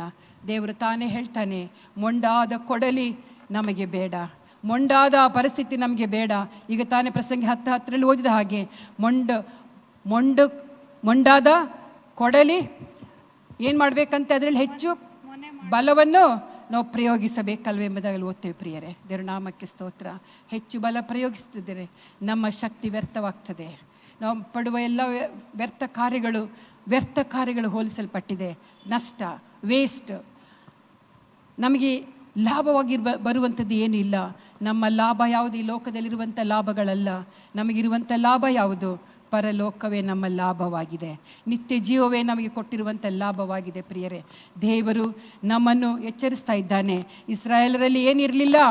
ಅವರಲ್ಲಿ ಕಮ್ಮಾರಿರಲಿಲ್ಲ. ಶುದ್ಧ ಮಾಡಿಕೊಳ್ಳಿಕ್ಕೆ ಬೆಂಕಿ ಅವರಲ್ಲಿ ಇರಲಿಲ್ಲ. ಅವರಿಗೆ ಕಮ್ಮಾರರೇ ಇರಲಿಲ್ಲ. ಹಾಗಿದ್ದ ಮೇಲೆ ಅವರಿಗೆ ಶುದ್ಧ ಮಾಡಿಕೊಳ್ಳಿಕ್ಕೆ ಅವರಿಗೆ ಆಗ್ತಿರಲಿಲ್ಲ. ಪಾಪವನ್ನು ಅವರು ಮಾಡ್ತಾ ಬಂದರು. ಅನೇಕ ಸಾರಿ ಪಾಪ ಮಾಡಿದರು, ಗುಣಗುಟ್ಟಿದರು. ದೇವ್ರ ನಾಮಕ್ಕೆ ಸ್ತೋತ್ರ. ಇಲ್ಲಿ ಗುಣಗುಟ್ಟಿದ್ದರ ನಿಮಿತ್ತವಾಗಿ ದೇವರು ಅವರನ್ನು ನಾಶ ಮಾಡಿದರು ಎಂಬುದನ್ನು ಓದ್ತೇವೆ ಪ್ರಿಯರೇ. ದೇವರನ್ನು ಗುಣಗುಟ್ಟಿದ್ದರ ನಿಮಿತ್ತವಾಗಿ ಅವರು ನಾಶವಾದರೆಂಬುದಾಗಿ ದೇವರ ವಾಕ್ಯದಲ್ಲಿ ಓದ್ತೇವೆ. ಹಳೆ ಒಡಂಬಡಿಕೆಯಲ್ಲಿ ಇಸ್ರಾಯೇಲರ ಬಗ್ಗೆ ಅನೇಕ ಕಡೆಗಳಲ್ಲಿ ಅವರು ಗುಣಗುಟ್ಟಿದ್ದರ ನಿಮಿತ್ತವಾಗಿ ಅವರು ನಾಶವಾದರು. ನಾವು ಗುಣಗುಟ್ಟುವುದು ಕೂಡ ಬೇಡ. ದೇವರ ನಾಮಕ್ಕೆ ಸ್ತೋತ್ರವಾಗಲಿ. ಮಾತ್ರವಲ್ಲ, ಇಲ್ಲಿ ಓದಿದೆವು, ಅವರಲ್ಲಿ ಏನಿರಲಿಲ್ಲ? ಅವರಲ್ಲಿ ಕಮ್ಮಾರರಿರಲಿಲ್ಲ. ಆದರೆ ಏನಿತ್ತು? ಶಾರ್ಪ್ ಆಗಲಿಕ್ಕೆ ಮಾತ್ರ ದೇವರ ವಾಕ್ಯ ಅಥವಾ ವಾಗ್ದಾನಗಳಿತ್ತು. ವಾಗ್ದಾನ ಗೊತ್ತಿತ್ತು ಅವರಿಗೆ. ನಮ್ಮ ದೇವರು ಸರ್ವಶಕ್ತನು, ನಮ್ಮನ್ನು ಅರಣ್ಯದಲ್ಲಿ ನಡೆಸ್ತಾ ಬಂದಿದ್ದಾನೆ, ಮನ್ನವನ್ನು ಕೊಟ್ಟಿದ್ದಾನೆ, ನಮ್ಮನ್ನು ಸಾಕಿ ಸಲುತ್ತಾ ಇದ್ದಾನೆ, ಬೇಕಾದಂಥ ಎಲ್ಲಗಳನ್ನು ನಮಗೆ ಕೊಟ್ಟು ಸಾಕಿ ಸಲುತ್ತಾ ಇದ್ದಾನೆ ಎಂಬುದಾಗಿ ಎಲ್ಲ ಗೊತ್ತಿತ್ತು ಅವರಿಗೆ. ಆದರೆ ಅವರಲ್ಲಿ ಏನಿರಲಿಲ್ಲ? ಅವರಲ್ಲಿ ಬೇಕಾಗಿರುವಂಥ ಆಯುಧ ತಯಾರು ಮಾಡಿಕೊಳ್ಳುವಂಥ ಪರಿಸ್ಥಿತಿ ಅವರಲ್ಲಿ ಇರಲಿಲ್ಲ. ವಾಗ್ದಾನ ಇದೆ, ದೇವರಿಂದ ಕೊಡುವಂಥ ಆಶೀರ್ವಾದಗಳನ್ನು ಹೊಂದಲಿಕ್ಕೆ ಅವರಿಗೆ ಇರಲಿಲ್ಲ ಪ್ರಿಯರೇ. ಅಂಥ ಪರಿಸ್ಥಿತಿ ನಮಗೆ ಬೇಡ. ನಾವು ದೇವರೇ ನಮಗೆ ಕೊಡುವಂಥ ವಾಗ್ದಾನಗಳನ್ನು ನಾವು ಗಟ್ಟಿಯಾಗಿ ಹಿಡ್ಕೊಂಡು ದೇವರ ಸನ್ನಿಧಿಯಲ್ಲಿ ನಾವು ಪ್ರಾರ್ಥಿಸೋಣ. ದೇವರೇ, ನಾನು ಒಂದು ವೇಳೆ ಮೊಂಡಾದ ಕೊಡಲಿ ನಾನಾಗಿದ್ದರೆ, ಯಾವ ಕೆಲಸಕ್ಕೂ ಬಾರದಂಥ ಪರಿಸ್ಥಿತಿ ನನ್ನಲ್ಲಿದ್ದರೆ, ದಯವಿಟ್ಟು ದೇವರೇ ನಿನ್ನ ವಾಕ್ಯದ ಮೂಲಕವಾಗಿ ನನ್ನ ಅಳವಡಿಸಿಕೊಳ್ಳೋದಕ್ಕೆ ಸಹಾಯ ಮಾಡು. ಪವಿತ್ರಾತ್ಮನಿಗೆ ಅಳವಡಿಸಿಕೊಳ್ಳುವುದಕ್ಕೆ ನನಗೆ ಸಹಾಯ ಮಾಡು. ನೀ ನನ್ನನ್ನು ಸರಿಪಡಿಸು. ನಿನ್ನ ವಾಕ್ಯವೆಂಬ ಆ ಒಂದು ಸುತ್ತಿಗೆಯಿಂದ ನನ್ನನ್ನು ಒಂದು ಆಕಾರಕ್ಕೆ ತೆಗೆದುಕೊಂಡು ಬಾ ಸ್ವಾಮಿ, ನನ್ನನ್ನು ಅಭಿಷೇಕಿಸು ಎಂಬುದಾಗಿ ಇವತ್ತು ನಾವು ದೇವರ ಸನ್ನಿಧಿಯಲ್ಲಿ ಪ್ರಾರ್ಥನೆ ಮಾಡಬೇಕು. ದೇವರ ನಾಮಕ್ಕೆ ಸ್ತೋತ್ರ. ಆಗ ಮಾತ್ರ ದೇವರು ನಮ್ಮನ್ನು ಸರಿಪಡಿಸ್ತಾನೆ. ಅನೇಕರಿಗೆ ಉಪಕಾರಿಗಳಾಗಿ ದೇವರು ನಮ್ಮನ್ನು ಇಡ್ತಾನೆ ಪ್ರಿಯರೇ. ಮಾತ್ರವಲ್ಲ, ನಾವು ಕೂಡ ಸಂತೋಷದಿಂದ ಸಮಾಧಾನದಿಂದ ಈ ಲೋಕದಲ್ಲಿ ಜೀವಿಸಲಿಕ್ಕೆ ನಮಗೆ ಸಹಾಯವಾಗ್ತದೆ. ದೇವರ ವಾಕ್ಯಗಳನ್ನು ಹಿಡ್ಕೊಂಡು ನಾವು ಪ್ರಾರ್ಥನೆ ಮಾಡೋಣ. ದೇವರ ವಾಕ್ಯವನ್ನು ನಮ್ಮ ಜೀವಿತದಲ್ಲಿ ಅಳವಡಿಸಿಕೊಳ್ಳೋಣ. ವಾಕ್ಯ ಏನು ಹೇಳುತ್ತದೆ? ಬೇರೆಯವರ ಮಾತಿಗೆ ನಾವು ಕಿವಿಗೊಡದೆ ದೇವರ ವಾಕ್ಯ ಏನು ಹೇಳುತ್ತದೆ ಅದಕ್ಕೆ ತಕ್ಕ ಹಾಗೆ ನಾವು ನಡೆಯೋಣ. ನಾವು ಮುಂದೆ ಬರುವಂಥ ಬೆಂಕಿಯಿಂದ ಬರಲಿಕ್ಕಿರುವಂಥ ನಾಶನದಿಂದ ತಪ್ಪಿಸಿಕೊಳ್ಳಬೇಕಾದರೆ ಈ ಮಾತುಗಳು ಬಹಳ ನಮಗೆ ವಿಶೇಷವಾದವುಗಳಾಗಿದೆ. ದೇವರ ನಾಮಕ್ಕೆ ಸ್ತೋತ್ರವಾಗಲಿ. ಈ ಮಾತುಗಳ ಮೂಲಕ ದೇವರು ನಿಮ್ಮೆಲ್ಲರನ್ನು ಆಶೀರ್ವದಿಸಿದ್ದಾನೆ. ನಾನು ಆಶೀರ್ವಾದ ಹೊಂದಿದ್ದೇನೆ. ಪ್ರತಿದಿನವೂ ದೇವರ ವಾಕ್ಯದ ಮೂಲಕವಾಗಿ ನನ್ನನ್ನು ನಾನು ಪರೀಕ್ಷೆಗೆ ಒಳಪಡಿಸ್ಕೊಳ್ತಾ ಇದ್ದೇನೆ. ವಾಕ್ಯ ನಮಗೆ ಜೀವವಾಗಿದೆ, ಕಾರ್ಯ ಸಾಧಿಸ್ತದೆ, ಇಬ್ಬಾಯಿಕತೆಯಾಗಿದೆ. ಎರಡೂ ಕಡೆಗಳಿಗೆ ನಾವು ಸೈತಾನನ್ನು ಎದುರಿಸಿ ಓಡಿಸ್ಲಿಕ್ಕೆ ನಮಗೆ ಬಲವನ್ನು ಕೊಡುವಂಥ ದೇವರ ವಾಕ್ಯವಾಗಿದೆ. ಒಬ್ಬ ಭಕ್ತನ ಬಾಯಿಯಲ್ಲಿ ಏನಿರಬೇಕು? ಯಾವಾಗಲೂ ಸ್ತೋತ್ರ. ಈ ವಾಕ್ಯ ಬಾಯ್ಪಟ್ಟ ಕಲೀರಿ. 149ನೇ ಕೀರ್ತನೆ 6ನೇ ವಾಕ್ಯ. ಒಬ್ಬ ಭಕ್ತನ ಬಾಯಲ್ಲಿ ಏನಿರಬೇಕು? ಯಾವಾಗಲೂ ಸ್ತೋತ್ರ ಇರಬೇಕು. ಬೇರೆ ಭಾಷೆಗಳು ಬೇಡ ನಮಗೆ. ಇನ್ನೊಬ್ಬರ ವಿಷಯ ಚಾಡಿ ಹೇಳೋದು ಬೇಡ, ಇನ್ನೊಬ್ಬರನ್ನು ನಾವು ದೂಷಿಸೋದು ಬೇಡ. ನಮ್ಮ ಬಾಯಲ್ಲಿ ಏನಿರಬೇಕು? ಸ್ತೋತ್ರ ಸ್ತೋತ್ರ ಹಲ್ಲೆಲೂಯಾ ಸ್ತೋತ್ರ ಎಂಬಂಥ ಪದಗಳು ನಮ್ಮಲ್ಲಿ ಇರಬೇಕು. ಕೈಯಲ್ಲಿ ಏನಿರಬೇಕು? ಇಬ್ಬಾಯಿ ಕತ್ತಿ. ಈ ಇಬ್ಬಾಯಿ ಕತ್ತಿ ಸತ್ಯವೇದವಾಗಿದೆ. ಈ ವಾಕ್ಯ ನಮ್ಮಲ್ಲಿರಬೇಕು. ಎರಡು ಕಡೆಗಳಿಂದ ಶೋಧನೆಗಳು ಬಂದರೂ, ಏನೇ ಬಂದರೂ ಜಯಿಸಲಿಕ್ಕೆ ಬೇಕಾಗಿರುವಂಥ ವಾಗ್ದಾನಗಳನ್ನ ಅಳವಡಿಸಿಕೊಂಡು ನಾವು ದೇವರ ಸನ್ನಿಧಿಯಲ್ಲಿ ನಾವು ಜೀವಿಸುವುದಾದರೆ ನಾವು ಜಯಶಾಲಿಗಳಾಗ್ತೇವೆ. ಮುಂದೆ ಇಡಲ್ಪಟ್ಟಿರುವಂಥ ಈ ಭೂಮಿ ಆಕಾಶ, ಬೆಂಕಿಯಿಂದ ನಾಶವಾಗಲಿಕ್ಕೆ ಇಡಲ್ಪಟ್ಟಿರುವಂಥ ಈ ಭೂಮಿ ಆಕಾಶದಿಂದ ಆ ಬೆಂಕಿಯಿಂದ ತಪ್ಪಿಸಿಕೊಳ್ತೇವೆ. ಕ್ರಿಸ್ತನ ಭರಣದಲ್ಲಿ ನಾವು ಆತನೊಂದಿಗೆ ನಾವು ಎತ್ತಲ್ಪಡ್ತೇವೆ. ದೇವರ ನಾಮಕ್ಕೆ ಸ್ತೋತ್ರವಾಗಲಿ. ದೇವರ ವಾಕ್ಯಗಳ ಮೂಲಕ ನಮ್ಮನ್ನು ಆಶೀರ್ವದಿಸಿ.